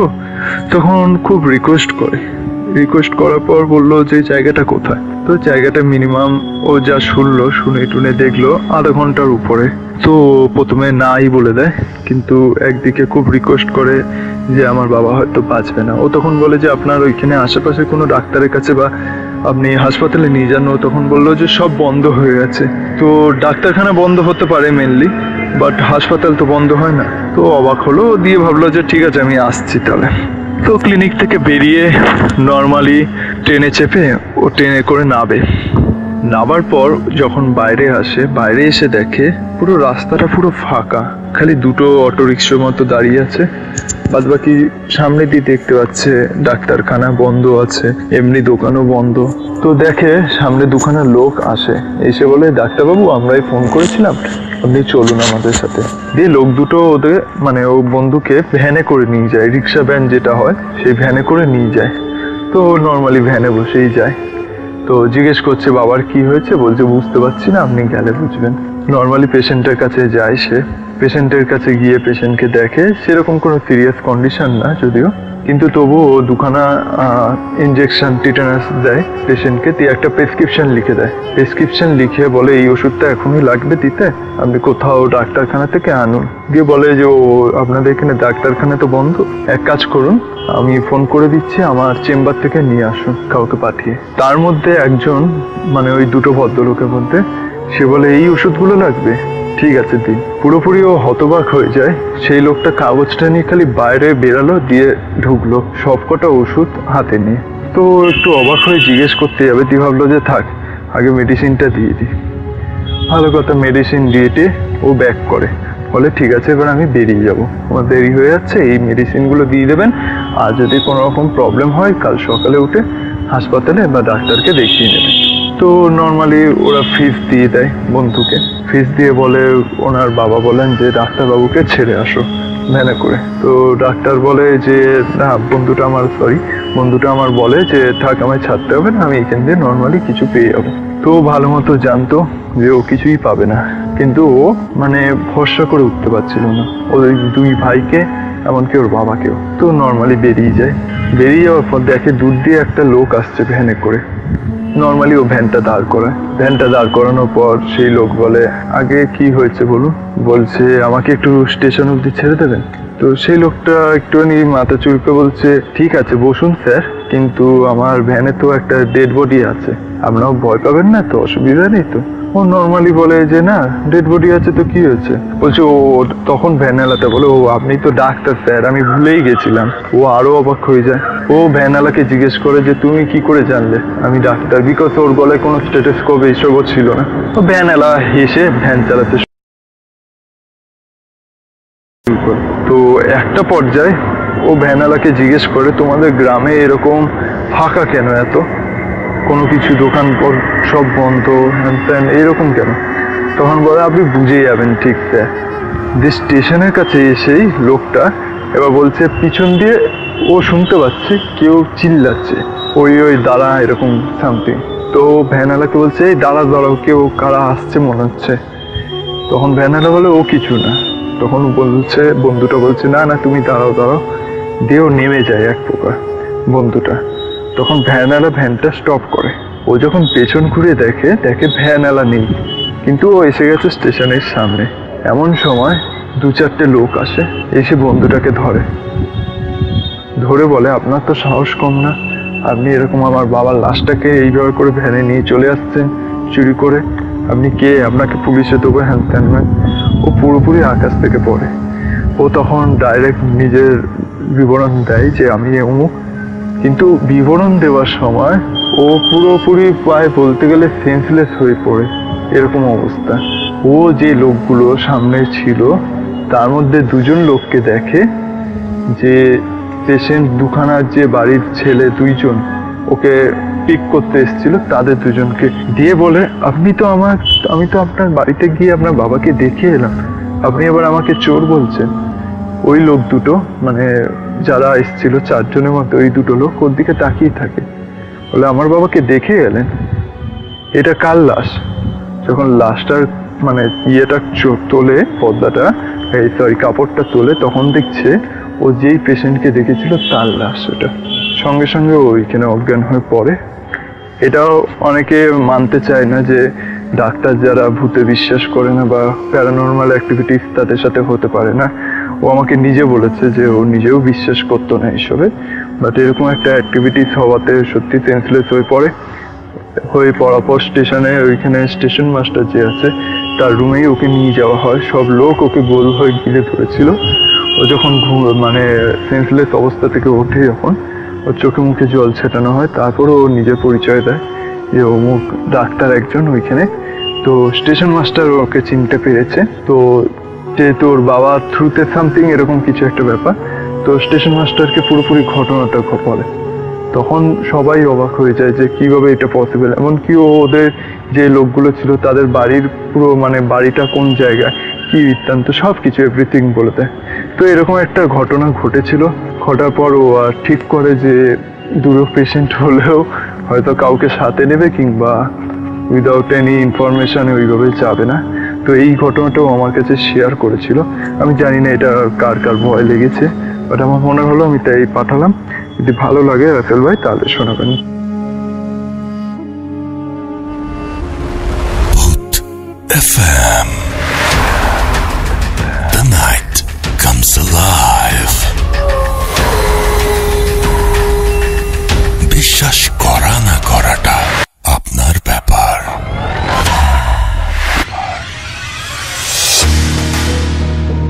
ইয়েস, বিশ্বাস করা বা না করাটা আপনার ব্যাপার। You are listening to radio Furfura FM. ঘড়িতে সময় রাত 1টা, এবং আশা করছি আমাদের যে ঘটনাগুলো এগুলো আপনাদের ভালো লাগছে। এবং এছাড়াও আমাদের আরও একটা অডিও ক্লিপ রয়েছে। হাফেজ মাইনুদ্দিন ভাই আমাদের সঙ্গে আছেন এবং আমাদের সঙ্গে আছে আরও একটা ইমেইল। সেই ইমেইলটা আমি পড়ে শোনাবো। এবং আমাদের সঙ্গে আরও বেশ কিছু গেস্টরা রয়েছেন যারা তাদের ঘটনা শেয়ার করবেন খুব ছোট্ট করে। আমরা আমাদের ওনার ঘটনাটা আগে শুনে ফেলি। প্রথম যে অতিথি তার ঘটনা খুব ছোট্ট করে শুনে ফেলবো, এবং তারপরে আমরা আসবো হাফেজ মাইনুদ্দিন ভাইয়ের কাছে। এবং হাফেজ মাইনুদ্দিন ভাইয়ের কাছে আসার আগে আপনাদের যদি কোনো কোয়েশ্চেন থাকে সেই কোয়েশ্চেনগুলো আমাদের করতে পারেন, আমরা তার কাছ থেকে সেটা জিজ্ঞেস করে নিতে পারি। চলে যাচ্ছি আমাদের দ্বিতীয় অতিথির কাছে। আপনার ঘটনাটা খুব ছোট্ট করে একটু প্লিজ বলবেন। থ্যাংক ইউ রাসেল ভাই। তো আমার দ্বিতীয় ঘটনাটা হচ্ছে ভাইয়া, আমরা যখন 4th সেমিস্টারে পড়তাম টেক্সটাইলে, তো আমার একটা ফ্রেন্ড আমার ডিপার্টমেন্টই, তো ওর একটা বোন, ওর বোনের বিয়েতে আমার ইনভাইট করছে। তো আমাদের তখন এক্সাম শেষ, সেমিস্টার ফাইনাল শেষ।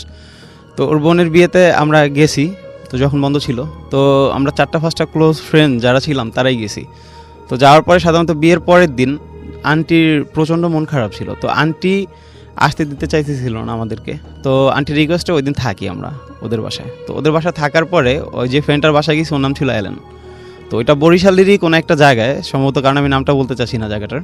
তো ওইখানে আমরা থাকি। তো চিন্তা করলাম অনেকদিন পরে অনেকগুলো ফ্রেন্ড একসাথে, তো আমরা কিছু একটা মজা টজা করি। তো আমরা চিন্তা করলাম কি আজকে একটা বারবিকিউ পার্টি দিব। তো সাধারণত আয়োজন করা হয়েছে বারবিকিউ পার্টির।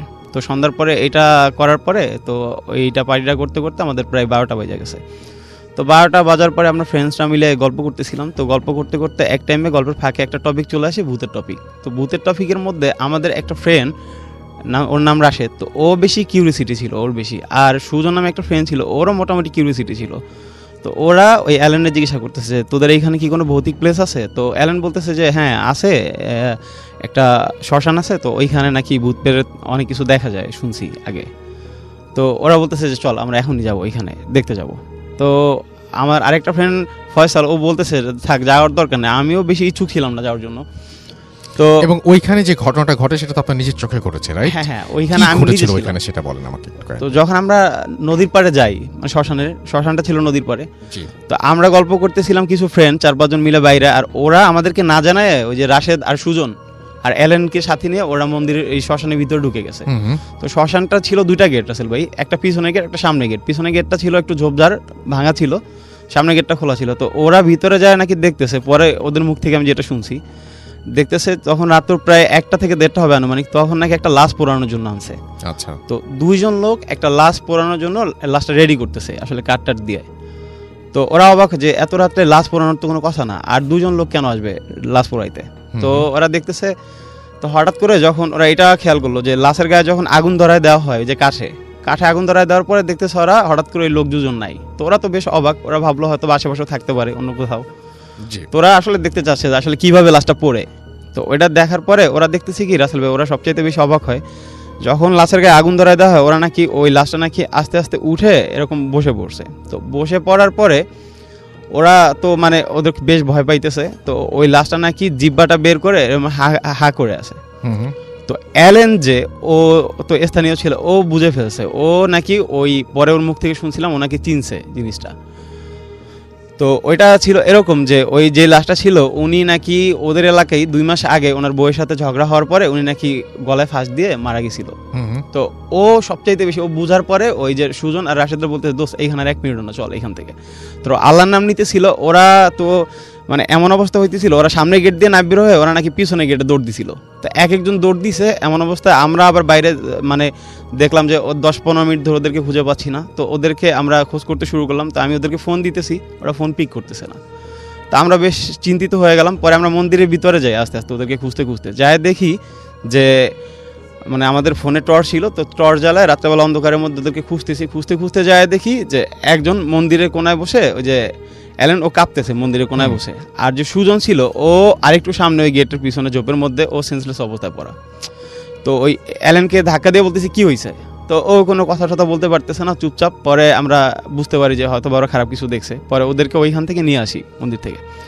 তো আমরা বাসায় নিয়ে আসি, ওর আর যে সুজন ওরও পানি টানি দিয়ে সেন্স ফিরানোর পরে ওর বাসায় নিয়ে আসি। তো আয়শা আর আন্টির কাছে কিছু বলি না, চুপচাপ শুয়ে থাকি। তো পরের দিন রাসেল ভাই ওই যে অ্যালেন আর সুজন ওদের প্রচণ্ড জ্বর আসে গায়ে। তো গায়ে জ্বর আসার পরে তো আমরা আমাদের সময় হয়েছে, আমরা বাড়িতে চলে আসি, সুজনকে ওই জ্বর অবস্থায় নিয়ে আসি, আরেকটা ফ্রেন্ডকে পাঠিয়ে দিই ওর বাড়িতে পৌঁছানোর জন্য। তো ওই সুজনের প্রচণ্ড জ্বর আসে, পরে ওর নাকি সুজনের এমন অবস্থা হয়েছিল যে ও খাবার দাবার প্রায় বন্ধ হয়ে গেছিল, ও খাইতে টাইতে পারতো না, আস্তে আস্তে শুকায় যেত এমন অবস্থা। তো পরে ওরে কোনো একটা কবিরাজের কাছে যায় ওর আম্মা নাকি। তো যাওয়ার পরে ওরে জিজ্ঞাসা করে, কবিরাজ নাকি পুরো ঘটনার ডিটেলসটা বলে ওর আম্মারে। আচ্ছা, এরকম একটা কাহিনী হতো বা ওর লাইফে ঘটছিল। তো এরপরে সুজন হ্যাঁ স্বীকার করে ওর আম্মার কাছে সব কিছু। তো ওরে কিছু মানে একটা গোসলের মতো দেয়, ট্রিটমেন্ট করে, যে 7 ঘাটের পানি এনে ওর গোসল দেয়। আর রাসেল ভাই সবচেয়ে কষ্টদায়ক যেটা, আমাদের যে ওই ফ্রেন্ড অ্যালেন যার বাসায় আমরা গেছিলাম ওর বোনের বিয়েতে, তো ওই ফ্রেন্ডটা 6 মাস পরে নাকি ও নিজে সুইসাইড করে। ও ছিল আমাদের মধ্যে সবচেয়ে মেধাবী একটা ফ্রেন্ড। আচ্ছা, আমার ডিপার্টমেন্টের রেজাল্টও খুব ভালো। তো এটা আমাদের কাছে ছিল খুব কষ্টদায়ক একটা ঘটনা ভাই। থ্যাংক ইউ সো মাচ, আপনাকে অনেক ধন্যবাদ। এবং আমি চলে যাব এখন হাফেজ মাইনুদ্দিন ভাইয়ের কাছে, এবং আশা করছি যে আপনারা সবাই আমাদের সঙ্গে পুরোটা সময় আছেন। এবং মাইনুদ্দিন ভাইয়ের একটা ঘটনা আমরা শুনে আসবো এই মুহূর্তে। মাইনুদ্দিন ভাই বলেন যে কোন ঘটনাটি আপনি বলবেন এখন এবং সেটি কি নিয়ে। জি আরেকবার বলতে হবে কাইন্ডলি। জি আসসালামু আলাইকুম। ওয়ালাইকুম সালাম। ঘটনা আমি বলবো, স্বপ্নের মাধ্যমে যে মানুষের দেখা করে সেই বিষয়টা নিয়ে আমাকে একটা লোক এই কথাটা বলছে। গত সপ্তাহে আমাদের প্রোগ্রামটা এটা ছিল, তারপর আমার সাথে এই লোকটা শেয়ার করে। এরকম উনি মধ্যবয়সী একটি লোক, উনি সাংসারিক কিছু অশান্তির কারণে তো তার পরিকল্পনা ছিল সে আত্মহত্যা করবে। তার প্রেশান অশান্তি, তো তার পরিকল্পনা ছিল যে আমি আত্মহত্যা করব, আত্মহত্যা করলে আমি সব কষ্ট থেকে মানে ভালো থাকবো। তার এটাই চিন্তা ভাবনা ছিল যে আমি আর দুনিয়াতে থাকবো না, আমি চলে যাব। তো এই পরিকল্পনা অনেক দিন ধরে তার নাকি ছিল। তাই সে একদিন গাজীপুরও ঘুরে আসছে যে কিভাবে সে আত্মহত্যা করতে পারে। তো আত্মহত্যা যেদিন করবে এর 2 দিন আগে সে খুব ভালোভাবে নামাজ পড়ে এবং সবার সাথে ভালো ব্যবহার করে, কথাবার্তা ভালো বলে, এবং সে দড়ি কিনে নিয়ে আসে। সে এরকম চিন্তা করলো যে আমি রাত্রিবেলায় যাব, দেরি করে, যেন রাত 1টা-2টার দিকে আমি গাছের মধ্যে ঝুলে ফাঁস দিয়ে মরে যাব। আচ্ছা, তো সেই কথার মতো সে এরকম রাত্রিবেলা সে গাজীপুরে রওনা দেয় ঢাকা থেকে। সে যেখানে গেছে গাজীপুর, উনি আবার ধূমপান করতো। তো সেই বনটার ভিতরে, বাগানটার ভিতরে গিয়ে বসে খুব চিন্তা করতেছে যে করবে কি করবে না সে, এবং খুব টেনশনে ধূমপান করতেই ছিল। ওই সময় মুহূর্তে একটি পাগল তার কাছে আসে, একেবারে খুব পাগল। ওনার কাছ থেকে সে সিগারেটটা হাতে নিয়ে সেই পাগলটা টান দিয়ে শুরু করে, মানে ধূমপান করে। ওনার হাতে যে দড়িটা ছিল সে পাগলটা দেখে, এবং সে পাগলটা তার কাছ থেকে দড়িটা কেড়ে নিয়ে সে গাছের মধ্যে ঝুলিয়ে সে পাগল নিজেই আত্মহত্যা করে। আচ্ছা, এই আত্মহত্যা করার সময় তার চেহারাটা বিভৎস হয়ে যায় এবং সেই ব্যক্তি আমাকে বলল যে যখন ওই পাগলটা আমার চোখের সামনে এই কাজটা করলো, আমি এমনভাবে ভয় পেলাম যে ওকে বাঁচাবো না কি করব সেটা আমি জানিনি। আমি ছুটে পালালাম, আচ্ছা, এমন ছুটে পালালাম। সেই থেকে এখনো ঘুমের মধ্যে বললো যে রাত্রে ঘুমাবো বা দিনেই ঘুমাই, সেই পাগলটা আমাকে ডাকতে থাকে যে আসো আমার কাছে এবং তুমি ফাঁসি দাও। সে এখনো বললো যে আমি যে দিনের বেলাও ঘুমাতে সময় ওই পাগলটাকে দেখতে পাই, রাত্রে বেলা ঘুমাইলেও আমি সেই পাগলটাকে দেখতে পাই। আমাকে ঘুমের মধ্যে শুধু বলে আসো আমার কাছে, তুমি এসে ফাঁসি দাও। আচ্ছা, তো এই পর্যন্ত তারিখগুলো চলতেছিল। সে ডাক্তারের পরামর্শ নিয়েছিল, তাকে ঘুমের ওষুধ দেওয়া হয়। উনি বললো ঘুমের ওষুধ খাওয়ার পরেও উনি দীর্ঘ সময় এই ফাঁসি এই পাগলটাকেই দেখে। অর্থাৎ সে পাগলটাকে কখনো দেখে নেই, সে পাগলটাকে চেনে না। সেদিন সেই গাজীপুর যাওয়াতে তার কাছে একটু সামান্য বসলো এবং সেই উনি নিজে আত্মহত্যা করবে, কিন্তু সেখানে সেই পাগলটা যে আত্মহত্যা দেখালো। এখন সেটাও বললো যে পাগলটা কি সত্যিকার আত্মহত্যা করেছে না আল্লাহ আমাকে সাহায্য করেছে যে ভয় দেখিয়ে এখান থেকে পালানোর জন্য, সেটা আমি জানি না। আচ্ছা, এটাই আমার ছিল ভাইয়া ঘটনাটা। Thank you so much. আমি দেখি একটু আমাদের কিছু মেসেজ যেগুলো আছে সেগুলো পড়ে আসি এবং দেখি যে কেউ কোনো কিছু আপনার কাছে জানতে চাচ্ছেন কিনা এবং অন্য কোনো বিষয়ে আমরা কথা বলতে পারি কিনা। যাই হোক, আমাদের আরও একবার জানিয়ে দিই যে আমাদের যদি আপনারা ইমেল করতে চান, আমাদের ইমেল অ্যাড্রেস হচ্ছে bhutfm@radiofurti.fm, which is bhutfm@radiofurti.fm। আপনার নাম, ঠিকানা এবং ফোন নাম্বার সহ আপনার জীবনে ঘটে যাওয়া বা আপনার জানা সেরা ঘটনা লিখে পাঠিয়ে দিন আমাদের কাছে। ঘটনার শুরুতে অবশ্যই উল্লেখ করুন যে ঘটনাটি আপনি স্টুডিওতে এসে শেয়ার করতে চান নাকি আপনি চান আপনার ঘটনা আমরা পড়ে শোনাই। যারা দেশের বাইরে রয়েছেন তারা সরাসরি অডিও ক্লিপ পাঠাতে পারেন বা লিখেও পাঠাতে পারেন আপনার ঘটনাটি। আমাদের ফেসবুক পেজের অ্যাড্রেস হচ্ছে www.facebook.com/free.furti and www.facebook.com/bhutfm.russell, এই দুটো লিঙ্ক। এবং আমাদের সঙ্গে আপনি টুইটারে যোগাযোগ থাকতে পারেন কানেক্টেড। আমাদের টুইটারে টুইটারে আপনার খুব সহজেই আপনি খুঁজে পাবেন, সেটা হচ্ছে Russell_BhutFM। ব্যাস, আমি দেখি যে টুইটারে অনেকেই লিখছেন এখনো পর্যন্ত। বিশাল বৈরাগী রাজবীর আমাদের সঙ্গে আছেন গোপালগঞ্জ কলিগ্রাম থেকে, তিনি অ্যাপ দিয়ে শুনছেন। সাদিকুর রহমান তানজিদ, তিনি বলছেন যে হাফেজ মাইনুদ্দিন ভাইয়ের সব ঘটনা সবসময় খুব সুন্দর হয়, আজকের ঘটনা অনেক সুন্দর লাগছে। পারভেজ আশুগঞ্জ থেকে আমাদের সঙ্গে আছেন দেখতে পাচ্ছি তানজিম আহমেদ তমাল। এবং ঘটনা পাঠানোর পর ঘটনা নেওয়া না হলে আমি বুঝবো কিভাবে আপনার ঘটনাটি আমরা যদি সিলেক্ট করি, তাহলে যারা স্টুডিওতে আসেন তাদের হয়তো ডাকতে একটু দেরি হয়, কিন্তু আপনার ঘটনা যদি সিলেক্টেড হয় আপনার মানে আপনি নিজেই আমরা সাধারণত ইমেইল দিয়ে জানিয়ে দেই কোনো সময় আমরা হয়তো সেটা সম্ভব না হলে মোটামুটি 1 মাসের মধ্যে ঘটনাটা পড়া হয়ে যায় আমার কাছে মনে হয় তাই। এবং সেটা যদি না হয় তাহলে আপনার আরও একবার পাঠাতে হবে। এমডি আরিফুর রহমান আমাদের সঙ্গে আছেন এবং তিনি বলছেন যে অডিও ক্লিপটা ভয়ের ছিল। আমাদের সঙ্গে আছেন দেখতে পাচ্ছি। এছাড়াও আমাদের সঙ্গে আকাশ হালদার এবং বৃষ্টির সাথে ভূত এফএম। আজ সত্যি খুব দারুণ লাগছে, ঘটনাগুলো খুবই চমৎকার। আমাদের সঙ্গে আছেন নিলয় আহমেদ, লাভ ইউ ভূত এফএম। ফাইজুল্লাহ ইবনে হাবিবুল্লাহ আমাদের সঙ্গে আছেন, মিরপুর ঢাকা থেকে শুনছেন। আমাদের সঙ্গে আছেন দেখতে পাচ্ছি সাইফুল ইসলাম SR, আমাদের সঙ্গে আছেন শরীফুল ইসলাম অন্তর, আমাদের সঙ্গে আছেন দেখতে পাচ্ছি। এছাড়াও আরও অনেকে এবং MNR নাইম আমাদের সঙ্গে আছেন, নিলয় আহমেদ আমাদের সঙ্গে আছেন দেখতে পাচ্ছি। এছাড়াও আবরার আহমেদ রাজু সহ আরও অনেকে। আমাদের যে ভূত এফএমের পেজটা সেখানে আছেন দেখতে পাচ্ছি লাস্ট বেঞ্চের ব্রিলিয়ান্ট স্টুডেন্ট ওকে শিমুল হাসান আমাদের সঙ্গে আছেন এবং তিনি বলছেন যে পাগলের যে স্টোরিটা মানে মাইনুদ্দিন ভাইয়ের কাছে যেটা শুনলেন এটা তার কাছে ভয়ের লেগেছে। এবং আমাদের সঙ্গে আরও অনেকেই এই মুহূর্তের রেডিও ফুর্তির পেজেও যুক্ত আছেন। অ্যালেক্স আমাদের সঙ্গে আছেন রানা শেখ আমাদের সঙ্গে এই মুহূর্তে আছেন দেখতে পাচ্ছি।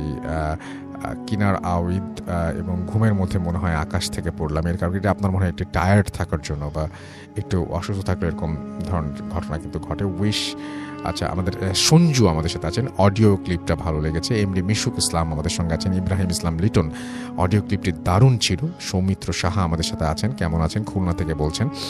রিকি আহমেদ মুন্না আমাদের সঙ্গে আছেন খুলনা থেকে, যেহেতু বলছেন আমরা তো ভালো আছি, আপনিও ভালো আছেন এটাই আশা করবো, যেহেতু ভূত এফএম শুনছেন। শাহরিয়ার ইমতিয়াজ খান আমাদের সঙ্গে আছেন, এবং আমাদের সঙ্গে আছেন দেখতে পাচ্ছি SK আশিক মাহমুদ, এমডি শাওন আমাদের সঙ্গে আছেন, রনি আমাদের সঙ্গে আছেন। অডিও ক্লিপগুলো জোস তাই লিখেছেন। সাইম আকন্দ অনন্ত আমাদের সঙ্গে আছেন। ঠান্ডা ওয়েদারে ভূত এফএম অনেক জমেছে। আমাদের সঙ্গে আছেন এমডি মারুফ, অভি, সৌমিত্র সাহা সহ আরও অনেকেই কিন্তু এই মুহূর্তে আমাদের সঙ্গে আছেন। এবং আমাদের যে রেডিও ফুর্তির পেজটা সেটা হচ্ছে www.facebook.com/radio.furti, এবং ভূত এফএমের তো আমি একটু আগেই বলেছি, ভূত এফএমের যে পেজটা সেটা নিয়ে একটু পরে আবারও ফিরে আসবো। শুধু একটু বলি যে এমডি হাবিবুর আমি দেখতে পাচ্ছি currently I mean Saudi Arabia, আচ্ছা তিনি আমাদের সঙ্গে আছেন। আচ্ছা ওকে, আমরা চলে যাব আমাদের পরবর্তী ঘটনায়, এবং এটি একটি ইমেইল, এবং সেই ইমেইলটা আমি পড়ে ফেলতে চাই, এবং আশা করছি যে এই ইমেইলটাও আপনার আগের ইমেইলের মতো আশা করছি ভালো লাগবে। দেখা যাক। হ্যালো রাসেল ভাই, আশা করি আপনি ভালোই আছেন, কারণ আপনি সবসময় ভালোর দলেই থাকেন। সঙ্গত কারণে আমার নাম, ঠিকানা এবং কলেজের নাম প্রকাশ না করার জন্য আমি আপনার কাছে অনুরোধ জানাচ্ছি। আমি রিমা ব্যানার্জি, আমি কলকাতার সল্ট লেক এরিয়াতে থাকি। আচ্ছা আচ্ছা আচ্ছা, তিনি বলছেন ঠিকানা, আচ্ছা আমি কিছু প্রকাশ করছি না তাহলে। আচ্ছা, তিনি বলছেন যে আমাকে পাঠানো তার দ্বিতীয় ঘটনা। আমার পাঠানো ফার্স্ট ঘটনাটি আপনি গত 16 নভেম্বর 2018 শোতে প্রথমেই পড়ে শুনিয়েছিলেন, এবং এতখানি সময় তফাতে দ্বিতীয় ঘটনাটি শেয়ার করার জন্য আমি ক্ষমা চাইছি। আমার পক্ষে স্টুডিওতে গিয়ে ঘটনা শেয়ার করা সম্ভব না, তাই মেইল করে পাঠালাম। ঘটনাটি ঘটেছিল আমার এক ফ্রেন্ডের সাথে। সঙ্গত কারণে আমি ওর নাম প্রকাশ না করার অনুরোধ জানাচ্ছি, আমিও প্রকাশ করলাম না। ঘটনাটি ও যেভাবে বলছে আমি সেভাবে লিখেছি। ঘটনাটি ঘটেছিল 2010 সালে। আমি তখন ক্লাস 6-এ পড়ি। অন্যান্যদের মতো পুতুল খেলতে আমিও ভালোবাসতাম, এখনও ভালোবাসি। তবে যে ঘটনা আমার সাথে ঘটেছিল তারপর থেকে পুতুল খেলার প্রতি ভালো লাগার সাথে সাথে ভয়টাও মনে থেকে গেছে। ঘটনায় আসা যাক। একদিন বিকেলে আমি স্কুল থেকে বাড়ি ফিরে দেখলাম ঘরে খাটের ওপর একটা নতুন পুতুল রাখা আছে।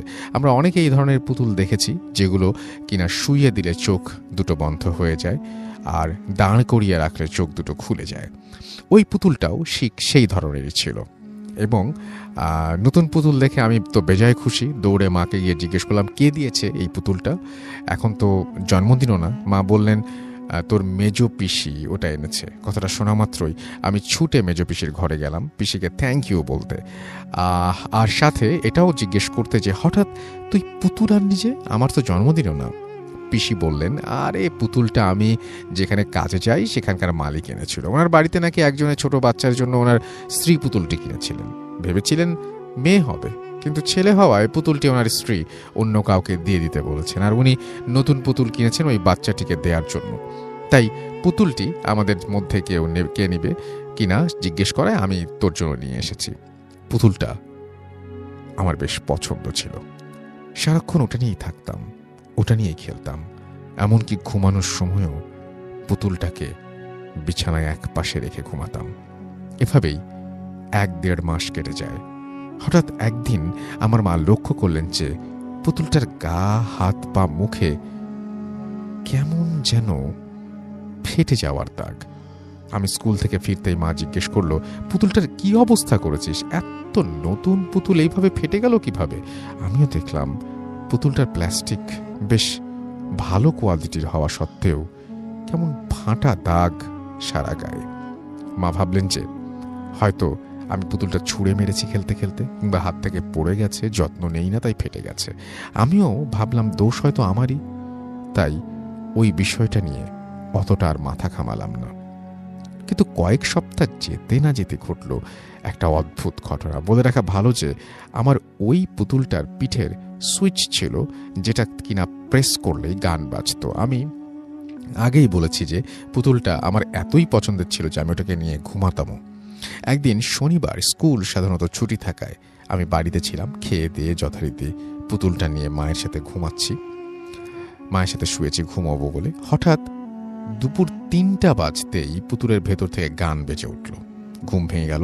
এক প্রকার বিরক্ত হয়েই উঠে পুতুলটার সুইচটা অফ করে গান থামালাম। পরের দিন দুপুরবেলায় আবার 3টায় বাজতেই পুতুলের ভেতর থেকে একা একাই অটোমেটিক্যালি গান বাজতে শুরু করে দিল, ঠিক আগের দিনের মতো। কিন্তু এবার আমার ঘুমের ব্যাঘাত ঘটায় মা বিরক্ত হয়ে উঠে পুতুলটার গান বন্ধ করে আলমারিতে ঢুকিয়ে রেখে দিলেন। আর আমায় বললেন, পুতুলটা নিয়ে আর ঘুমোতে হবে না। ঘুমের ঘরে পুতুলটার পিঠের সুইচটায় তোর হাত লেগে রোজ রোজ গান বেজে যাচ্ছে, আমার ঘুম ভেঙে যাচ্ছে। এবারও ব্যাপারটা কানে না নিয়ে দোষ ভেবেই মাথা থেকে ছেড়ে ফেললাম। কিন্তু ঠিক তার পরদিনই ঘটল আবার এক অদ্ভুত ঘটনা। ওই দিনটা সোমবার হওয়ায় আমি স্কুলেই ছিলাম দুপুরে। বাড়িতে মা একাই ছিলেন, তাই সেদিন বাড়ি ফিরতেই মার মুখে শুনলাম যে পুতুলটা নাকি আলমারির ভেতরে থাকা সত্ত্বেও আগের দিনের মতো বাজছিল নিজে নিজে। শুনে আমার কেমন যেন ভয় হতে লাগলো। আমার স্কুলে গরমের ছুটি পড়ে গেল, তাই বাড়িতেই দুপুরবেলা যখন 3টা বাজতো পুতুলটা আলমারির ভেতর থেকে ভেসে আসা হালকা গান আমার কানে আসতো। ব্যাপারটা মা অতটা গুরুত্ব দিত না, কিন্তু আমি এই ঘটনাগুলোকে কেন জানি ইজিলি নিতে পারতাম না। 5-6 দিন পর যখন সকালবেলা মা ওনার এক স্টুডেন্টকে পড়াতে গেলেন, তখন আমি চুপি চুপি পুতুলটা নিয়ে আমাদের বাড়ি থেকে অদূরেই থাকা একটা পুকুরে ফেলে দিয়ে এলাম। কারণ পুতুলটা নিয়ে খেলতে ভালো লাগার থেকেও ভয়টাই বেশি লাগা শুরু হয়েছিল। বাড়ি এসে মা পুতুলটার ব্যাপারে জিজ্ঞেস করায় আমি বললাম, বাইরে গিয়ে খেলতে খেলতে হারিয়ে ফেলেছি, অনেক খুঁজেছি কিন্তু পাইনি। অনেক মারও খেয়েছি, তবু সত্যি কথাটা বলিনি। সবথেকে আশ্চর্যের বিষয় এই ছিল যে পুতুলটা ফেলে দেওয়ার পর থেকেই আমার অস্বাভাবিকভাবে জ্বর হয় এবং সেটা টানা 3-4 দিন কন্টিনিউ করে, কিন্তু কোনো ওষুধেই সেই জ্বর কমছিল না। আমার মেজ পিসি ব্যাপারটা নোটিস করে আমার বাবাকে বললেন, যেই থেকে পুতুলটা হারিয়ে গেছে সেই থেকেই তো আমার জ্বর। বাবা এসব জিনিস না মানলেও পিসির কথা মতো কাছের এক মসজিদ থেকে পানি পড়া নিয়ে এসে খাওয়ালেন। এক রাতে জ্বর নেমে গেল।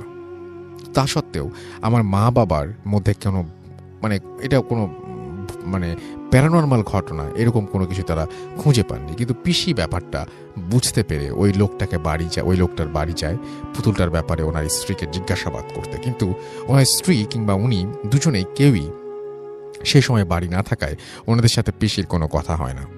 কিন্তু বাড়িতে থাকা কাজের মেয়েটি থেকে আমার পিসি সমস্ত ঘটনা জানতে পারে। মেয়েটি বলে পুতুলটি নাকি কেনা হয়েছিল ওনার এক আত্মীয়র সন্তানের জন্য এবং সেটি কন্যা সন্তানই ছিল।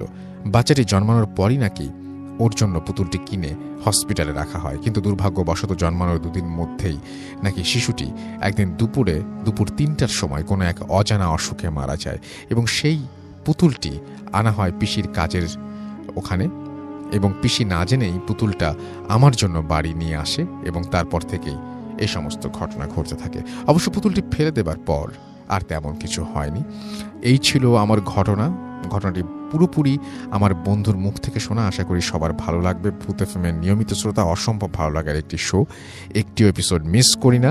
বলে রাখা ভালো যে রাত জেগে ভূত এফএম শুনতে শুনতে আমি এখনও বেশ খানিকটা সাহসী হয়ে গেছি। একা একা কিংবা অন্ধকারে আগের মতো ভয় পাই না এবং ভূত এফএমকে অনেক থ্যাঙ্কস। ভালো লাগলে আমার ঘটনাটি পড়ে শোনাবেন। হ্যাঁ, এটাই, আমাদের ভূত এফএম শুনতে শুনতে সবাই সাহসী হয়ে যান, তখন ভয়ঙ্কর ঘটনা অনেকের কাছে মনে হয় যে না, খুব একটা ভয়ঙ্কর হলো না, এটা তো একটা প্রবলেম। বাট আমাদের কাজ সেটাই, ভয় দেখানো এবং ভয়ের মাধ্যমে যে আনন্দ আছে সেই আনন্দই সবার কাছে পৌঁছে দেয়া, রাইট? সো আমরা এখন যেটা করব সেটা হচ্ছে আরও একটা অডিও ক্লিপে যাব এবং সেই অডিও ক্লিপটি শুনে আসব এবং আশা করছি যে এই অডিও ক্লিপটিও আপনাদের ভালো লাগবে এবং তারপরে আমরা কিছুক্ষণ পরে নতুন অতিথি নিয়ে ফিরে আসছি। সেই পর্যন্ত আমাদের সঙ্গে থাকবেন। স্টে টিউনড, রেডিও ফুর্তি, রেড এফএম অ্যান্ড ডু ফুর্তি। ভূত FM, the night comes alive. বিশ্বাস করা না করাটা আপনার ব্যাপার।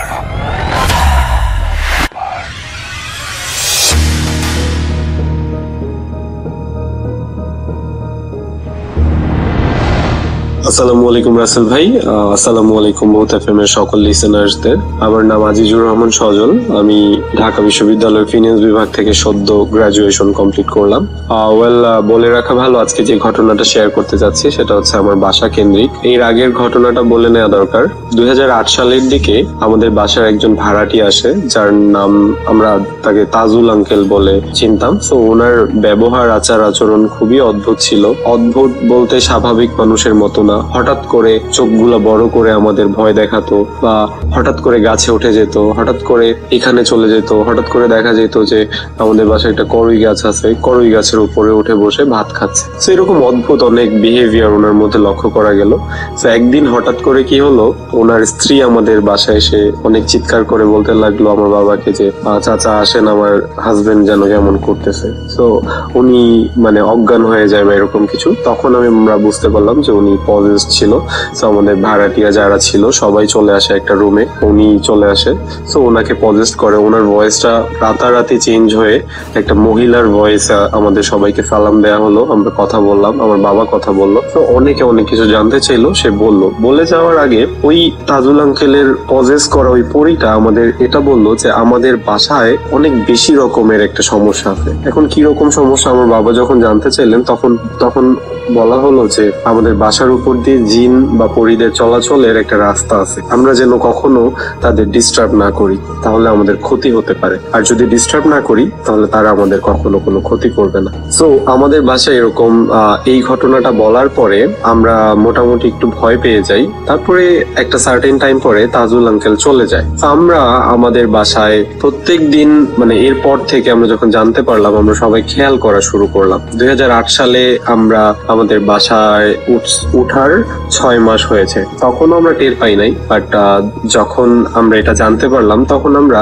কিউরিয়াসিটি বশত রাত জাগতে শুরু করলাম। তো রাত জাগার পরে দেখা যাচ্ছে যে 2টা 2:30টার দিকে বাসার ছাদে soup soup soup soup soup soup মানে নুপুরের শব্দ। কখনো হয় না এরকম যে লোহার রড মাটিতে রেখে একজন হাত দিয়ে ধরে টেনে টেনে নিয়ে যাচ্ছে, মানে একটা গড় গড় গড় গড় গড় গড় একটা সাউন্ড হচ্ছে লোহার। এরকম অদ্ভুত রকমের শব্দ সাউন্ড আমরা শুনতেই থাকি। তো এই ব্যাপারগুলো আমাদের কাছে নর্মাল হয়ে যায়।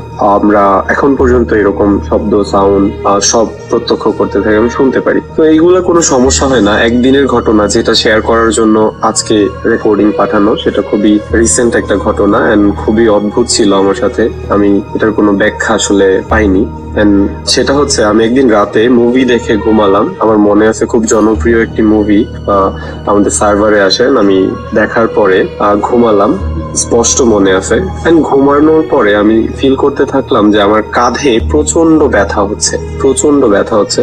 তো স্বভাবতই ব্যথার জন্য আমি ঘুম ভেঙে গেল। আমার ঘুম ভেঙে যাওয়ার পর আমি আবছা আলোতে তাকালাম, দেখলাম যে তারা দেখা যাচ্ছে, তারা, আকাশের তারা। তারপরে আকাশও দেখা যাচ্ছে। আমি না বুঝতে পারছি না যে কি হচ্ছে। তারপরে আমি হঠাৎ করে মানে একটু যেন চোখ কচলালাম। চোখ কচলানোর পরে একটু স্পষ্ট ভাবে কনসিয়াসলি তাকানোর চেষ্টা করলাম। স্টিল তারা এবং আকাশ দেখা যাচ্ছে।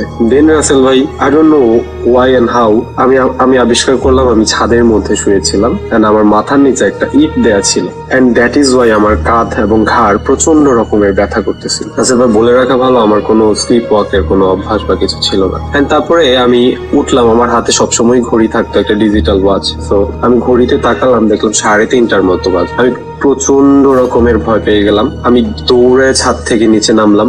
নিচে নেমে আমি ভাবলাম যদি আমি ঘুমের মধ্যে চলে এসে থাকি দরজাটা খোলা থাকবে, বাট দরজাটা ভেতর থেকে লক ছিল। রাসেল ভাই, এটার ব্যাখ্যা আমি আজ পর্যন্ত পাইনি। এটা হচ্ছে আমার সাথে ঘটে যাওয়া 3-4 মাস আগের ঘটনা।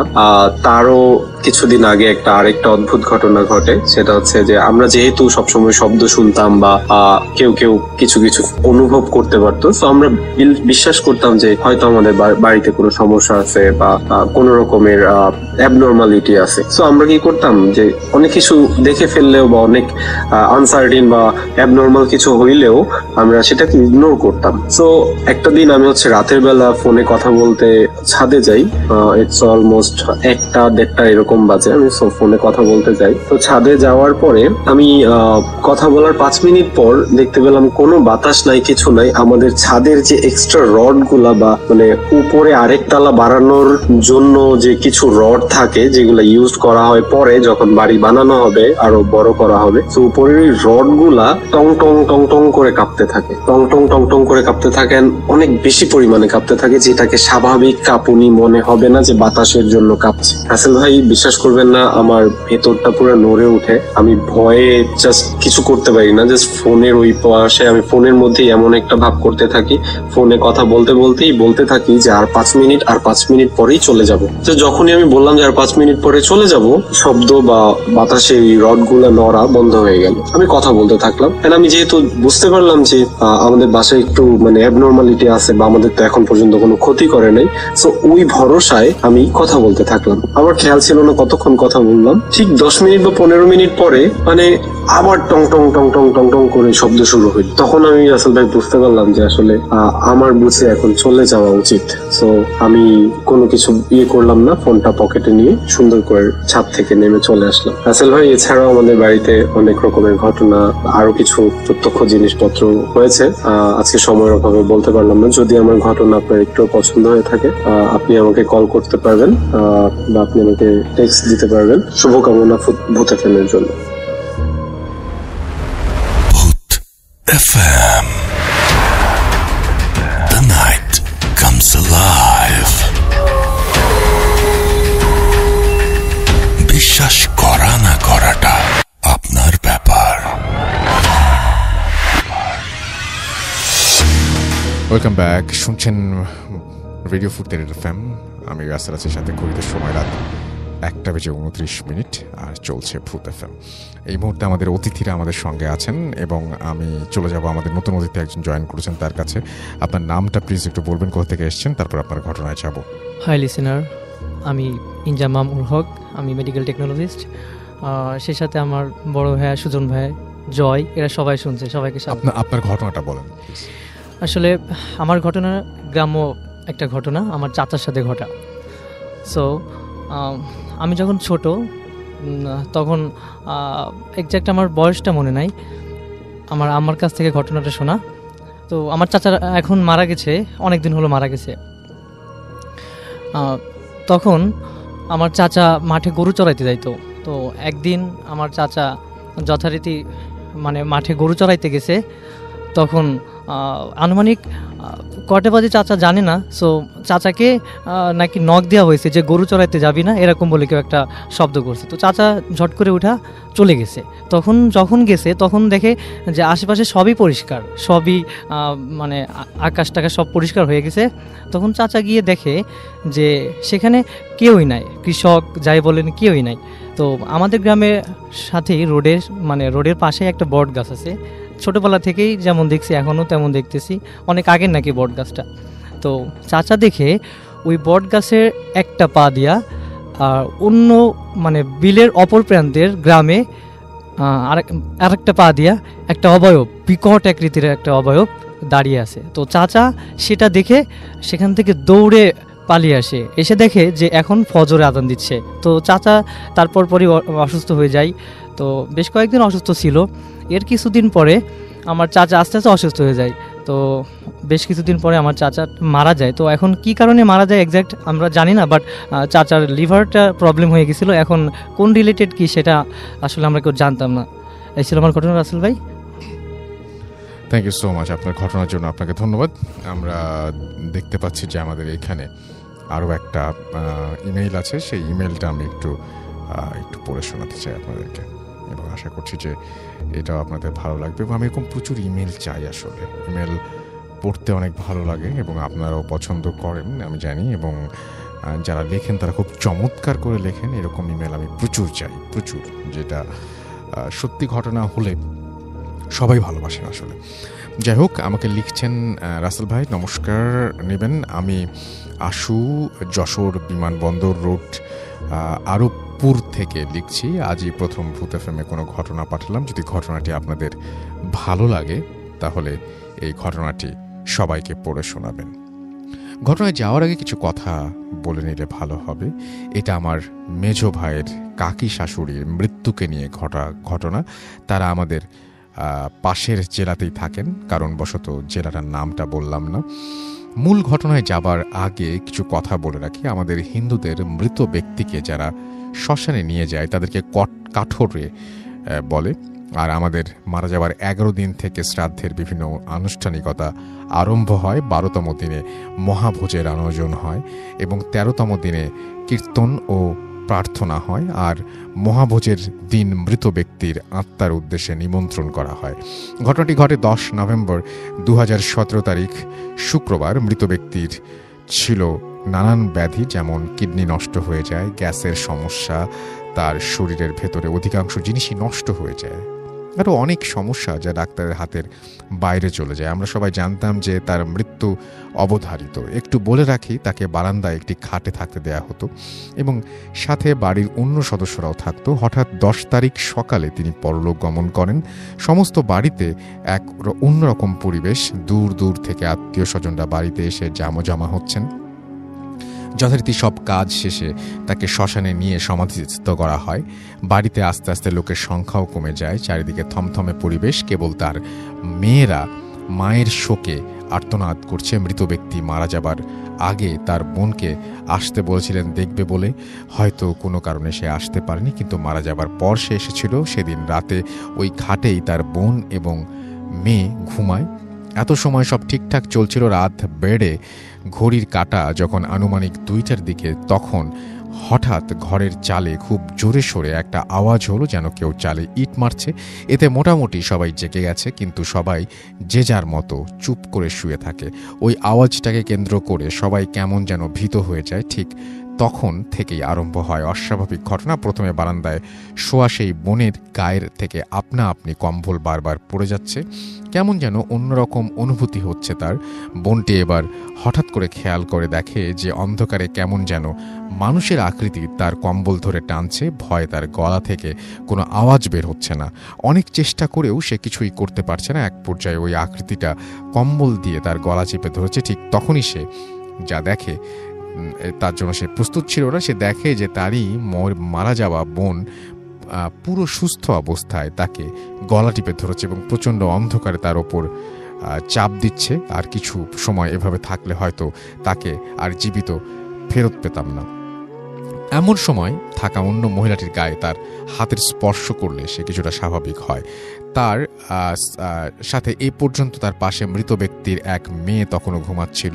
এবার তার কাছে ওই আকৃতিটা যেয়ে বসে এবং তার মাথায় হাত বুলায়। যে মৃত ব্যক্তির বোন অসাড় হয়ে দেখে, কিন্তু সে কিছুই বলতে পারে না বা করতে পারে না। এটাও বলে রাখা ভালো যে ওই মহিলা তার ছেলে মেয়েদের খুব ভালোবাসত।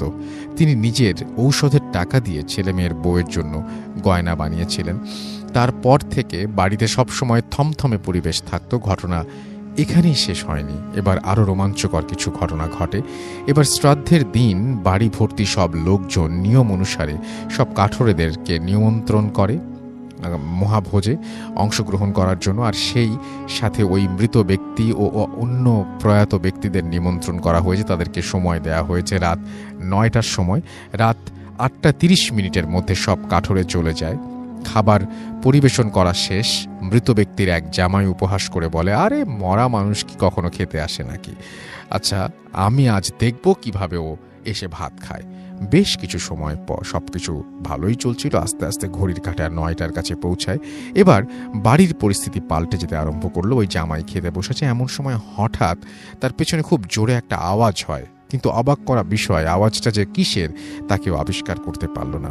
এবার বাড়ির এক পাশ থেকে কেমন যেন গোঙানোর শব্দ আসছে। ক্রমশ আওয়াজটা বেড়েই চলছে। আস্তে আস্তে আওয়াজটা অনেকে একসাথে ঝগড়া করলে যেমনটা হয় তেমন মনে হচ্ছে, এবং একসাথে অনেকগুলো কুকুর যেন আওয়াজ করছে। সেখানে মাত্র একটি কুকুর ছিল এবং সেটা সবার সামনেই বসা ছিল। ওই কুকুরটাও ভয়ে ওই দিকে যাচ্ছে না। এবার রাত 9টা বাজে। সবাই খাবার দাবার খাওয়ার জন্য প্রার্থনা করে খেতে আরম্ভ করে। ঠিক তখনই সব আওয়াজ থেমে গেল। এবার যা আরম্ভ হলো, ওই পাশ থেকে সেখানে নিমন্ত্রণ করা হয়েছে সেখান থেকে কিছু অস্বাভাবিক শব্দ শোনা যাচ্ছে। অনেকটা মাংসের হাড় চিবানোর শব্দ, কটর মটর। সবাই এই শব্দ শুনতে পারছিল। তখন মৃত ব্যক্তির স্বামী ভাবে যে আসলে এটা কিসের আওয়াজ, সত্যিই কি সে এসে খাবে? তো তিনি ওই পাশে আস্তে আস্তে করে দূর থেকে তাকায়। তাকানোর পর সে যে দেখে, আমাদের সবাইকে হতবাক করে দেয়। সে তার মৃত স্ত্রীকে দেখতে পায় এবং সে সেখানে খেতে বসেছে। সেখানে মৃত ব্যক্তিকে নিমন্ত্রণ করা হয়েছিল, সেখানে এবং এটা তিনি শুধু দেখেননি, বাড়ির অন্য লোকেরাও দেখে এবং বাড়িতে যত লোক ছিল তারা সবাই প্রচণ্ডভাবে ভয় পেয়ে যায়। এভাবে বিভিন্ন ভীতিকর পরিবেশের মধ্য দিয়ে কাটে সারা রাত। তারপর থেকে আর তেমন কিছু ঘটেনি। এখন পর্যন্ত সবই ঠিকঠাক আছে। মৃত ব্যক্তির আসার প্রমাণ পাওয়ার জন্য ওই জায়গায় পাতলা করে মাটির প্রলেপ দেওয়া হয়, যাতে কেউ আসলে তার পায়ের ছাপ পড়ে যাবে।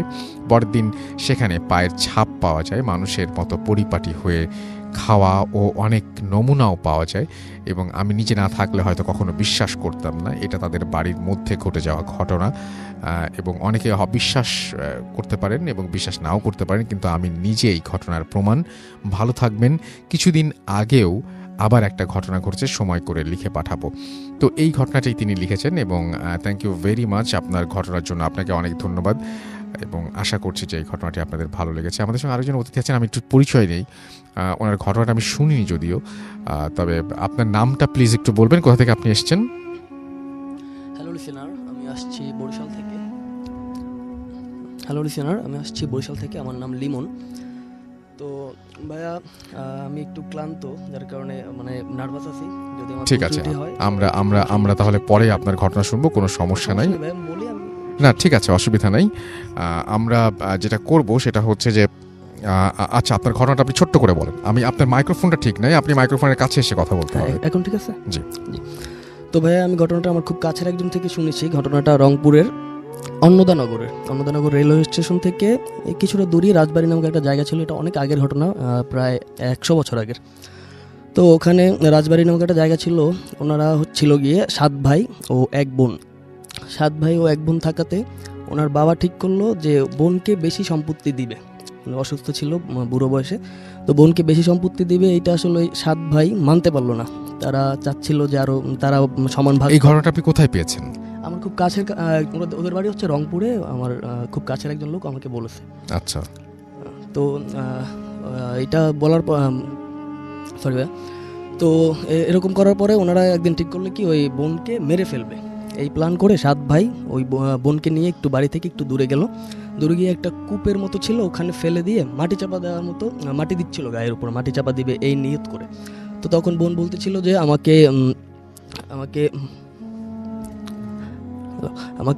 এরকম মারিও না, আমার সম্পত্তি চাই না, তো আমাকে তোমরা জীবনটা ভিক্ষা দাও, এটা বলতেছিল। এটা বলার পরে ওরা বলছে না, সেটা সম্ভব না, তোমাকে আমরা মেরে ফেলবো। তো এরকম করার পরে ওরা একসময় মাটি চাপা দিতে যখন মুমূর্ষু অবস্থায় এসে যায়, তখন ওই বোনটি বলতেছিল, তোমরা আমাকে তো মেরে ফেললে, এখানে আমাকে সবাই মনে রাখবে, এখানে একটা গাছ হবে এবং গাছের সাথে একটা পাথর থাকবে, সবাই আমাকে সারা জীবন এটার জন্য মনে রাখবে। তো এক পর্যায়ে হয় কি ভাই, ওই রাজবাড়ির সবাই মারা যায়, রাজবাড়িটা পরিত্যক্ত হয়ে যায়। পরিত্যক্ত হয়ে যাওয়ার পর ঘটে আসল ঘটনা। যখন ওই রাজবাড়িটা পরিত্যক্ত হয়ে যায়, ওখানে কেউ যেতে পারতো না। ওখানে 7টা দিঘি ছিল, ওই 7 ভাইয়ের 7টা দিঘি ছিল, 7 দিঘির পার বলে ওটা, ওখানকার সবাই চিনে, খুব পপুলার একটা জায়গা, সবাই এখন চিনে। তো মারা যাওয়ার পরে ওখানে যদি লোকজন যেত ভাইয়া, এমন হয়েছে কারো মাথা মাটির মধ্যে পুঁতে ফেলছে, তো মারা গেছে, এরকম লাশ পাওয়া গেছে। পশু পাখি মারা গেছে, এরকম পাওয়া গেছে। তো এরপরে হয়েছে কি ভাইয়া, একদম পরিত্যক্ত অবস্থায় 1980 সালের দিকে বাড়িটা ভেঙে ফেলা হয়। ওখানে এখন আর তেমন বাড়িটারি নাই, ওই দিঘিগুলো ভরে আপনার করা হয়, ওখানে এখন জমি চাষ করা হয়। কিন্তু ভাই ওই যে গাছের কথা বলেছিল, ওই বোনটা মারা যাওয়ার পরে ওখানে একটা গাছ হয় এবং গাছের সাথে ছোট থাকা অবস্থায় গাছের একটা ছোট্ট পাথর হয়। এই গাছটা আস্তে আস্তে এখন বড় হচ্ছে। 2015 সালের দিকে ওরা দেখে আসছে গাছটা অনেক বড় হয়েছে এবং পাথরটা বাড়তে বাড়তে প্রায় 4-4.5 ফুট হয়ে গেছে। এটা হওয়ার পরে ওই গাছটা এবং যদি পাথরটা যদি কেউ সরাতে যায় তাহলে তার ক্ষতি হয়, এরকম হয়েছে। গাছের পাতা ছিললে তার ক্ষতি হয়, কাটতে গেলে তার ক্ষতি হয়। একবার একটা ছেলে ওই পাথরটা নোংরা করছিল, তো ছেলেটা খুব অসুস্থ হয়ে পড়ে, ওর অনেক চিকিৎসা করা হয়, কয়েক মাস অসুস্থ ছিল, কবিরাজ ডাক্তার দেখায় এটাকে, পরে ছেলেটা সুস্থ হয়। এখনও গাছটা আছে ওখানে অ্যাভেলেবেল, যদি কেউ জানতে চায় ওখানে যেতে পারে। এই ছিল আমার ঘটনা ভাইয়া। Thank you so much. আমরা আজকে হাতে একদমই সময় নেই, আমরা ছোট্ট করে একটু দেখি যে আমাদের সঙ্গে আছেন MSH99, MD আরিফুর রহমান আমাদের সঙ্গে আছেন, রতন আমাদের সঙ্গে আছেন, আরও অনেকেই টুইটারে দেখতে পাচ্ছি আমাদের সঙ্গে আছেন, এতক্ষণ পর্যন্ত ছিলেন। থ্যাংক ইউ ভেরি মাচ আমাদের সঙ্গে থাকার জন্য।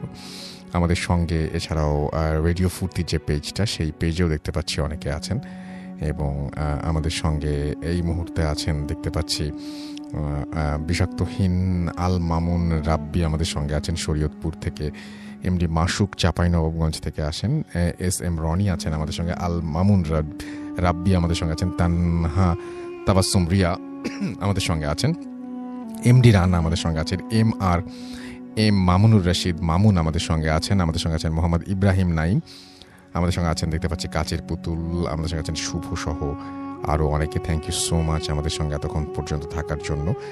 আমাদের সঙ্গে এই মুহূর্তে ভূত এফএমের যে পেজটা সেখানে আছেন মইনুর সাগর গোপালগঞ্জ থেকে, আমাদের সঙ্গে আছেন সালমান উদ্দিন, আমাদের সঙ্গে আছেন দেখতে পাচ্ছি আরও অনেকেই এই মুহূর্তে, এবং থ্যাংক ইউ ভেরি মাচ যারা এতক্ষণ পর্যন্ত আমাদের সঙ্গে ছিলেন। আমি আরও একবার বলি, আমাদের ইমেল অ্যাড্রেস হচ্ছে bhutfm@radiofurti.fm, which is bhutfm@radiofurti.fm। আপনার নাম, ঠিকানা এবং ফোন নাম্বার সহ আপনার জীবনে ঘটে যাওয়া বা আপনার জানা সেরা ঘটনা লিখে পাঠিয়ে দিতে পারেন আমাদের কাছে। ঘটনার শুরুতে অবশ্যই উল্লেখ করুন যে ঘটনাটা আপনি স্টুডিওতে এসে শেয়ার করতে চান, নাকি আপনি চান আপনার ঘটনা আমরা পড়ে শোনাই।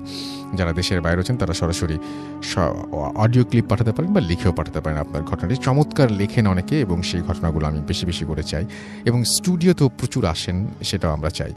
এবং আমাদের দেখতে পাচ্ছি তনিমেশ রয় লিখেছেন, মংলা থেকে শুনছি এই মুহূর্তে প্রচণ্ড ঝড় হচ্ছে মংলাতে, আপনাদের সবার জন্যই আপনারা সবাই নিরাপদে থাকেন সেই প্রার্থনাই করি, এবং সুস্থ থাকেন সেই প্রার্থনাই করি। ইমন খান হৃদয় আমাদের সঙ্গে আছেন, তানভীর আহমেদ প্রান্ত আমাদের সঙ্গে আছেন, এমডি সবাদ হোসেন আমাদের সঙ্গে আছেন, নাজমুল ইসলাম আমাদের সঙ্গে আছেন ঝিনাইদহ থেকে, সিয়াম রামিস আমাদের সঙ্গে আছেন, মিশকাত আমাদের সঙ্গে আছেন, আমাদের সঙ্গে আছেন এ বি হাসান রনি, আমাদের সাথে আছেন পান্থ প্রহিত সরকার, আমাদের সঙ্গে আছেন এমডি মিশুক, আমাদের সঙ্গে আছেন দেখতে পাচ্ছি রকিবুল ইমতিয়াজ, ইমন খান হৃদয় আমাদের সঙ্গে আছেন, রকিবুল ইমতিয়াজ আমাদের সঙ্গে আছেন, মইনুর সাগর আমাদের সঙ্গে আছেন, জিকো রয় আমাদের সঙ্গে আছেন, সাইম আমাদের সঙ্গে আছেন, আমাদের সঙ্গে আছেন রাকিব হাসান, হাসিবুল হাসান, জোবায়ের আহমেদ রোমিও আমাদের সঙ্গে আছেন, আমাদের সঙ্গে আরও অনেকেই আছেন। থ্যাংক ইউ ভেরি মাচ আমাদের সঙ্গে থাকার জন্য, এবং এতক্ষণ পর্যন্ত যারা শুনলেন আমাদেরকে তাদেরকে অনেক অনেক ধন্যবাদ। কথা হবে আবারও আগামী শুক্রবার, এবং তখন রমজান মাস শুরু হচ্ছে আমাদের এখানে এবং সমস্ত পৃথিবীতেই। আপনাদের সবাইকে পবিত্র রমজানের অগ্রিম শুভেচ্ছা, এবং আপনাদেরকে আশা করছি যে আমরা আগামী শুক্রবারে আবারও পাবো, এবং চমৎকার কিছু ঘটনা নিয়ে, চমৎকার কিছু অতিথি নিয়ে আবারও ফিরে আসবো। সেই পর্যন্ত সবাই ভালো থাকুন, সুস্থ থাকুন, সুন্দর থাকুন, মোস্ট ইম্পর্টেন্টলি ফুর্তিতে থাকুন। টাটা। Radio Fupi 88 FM.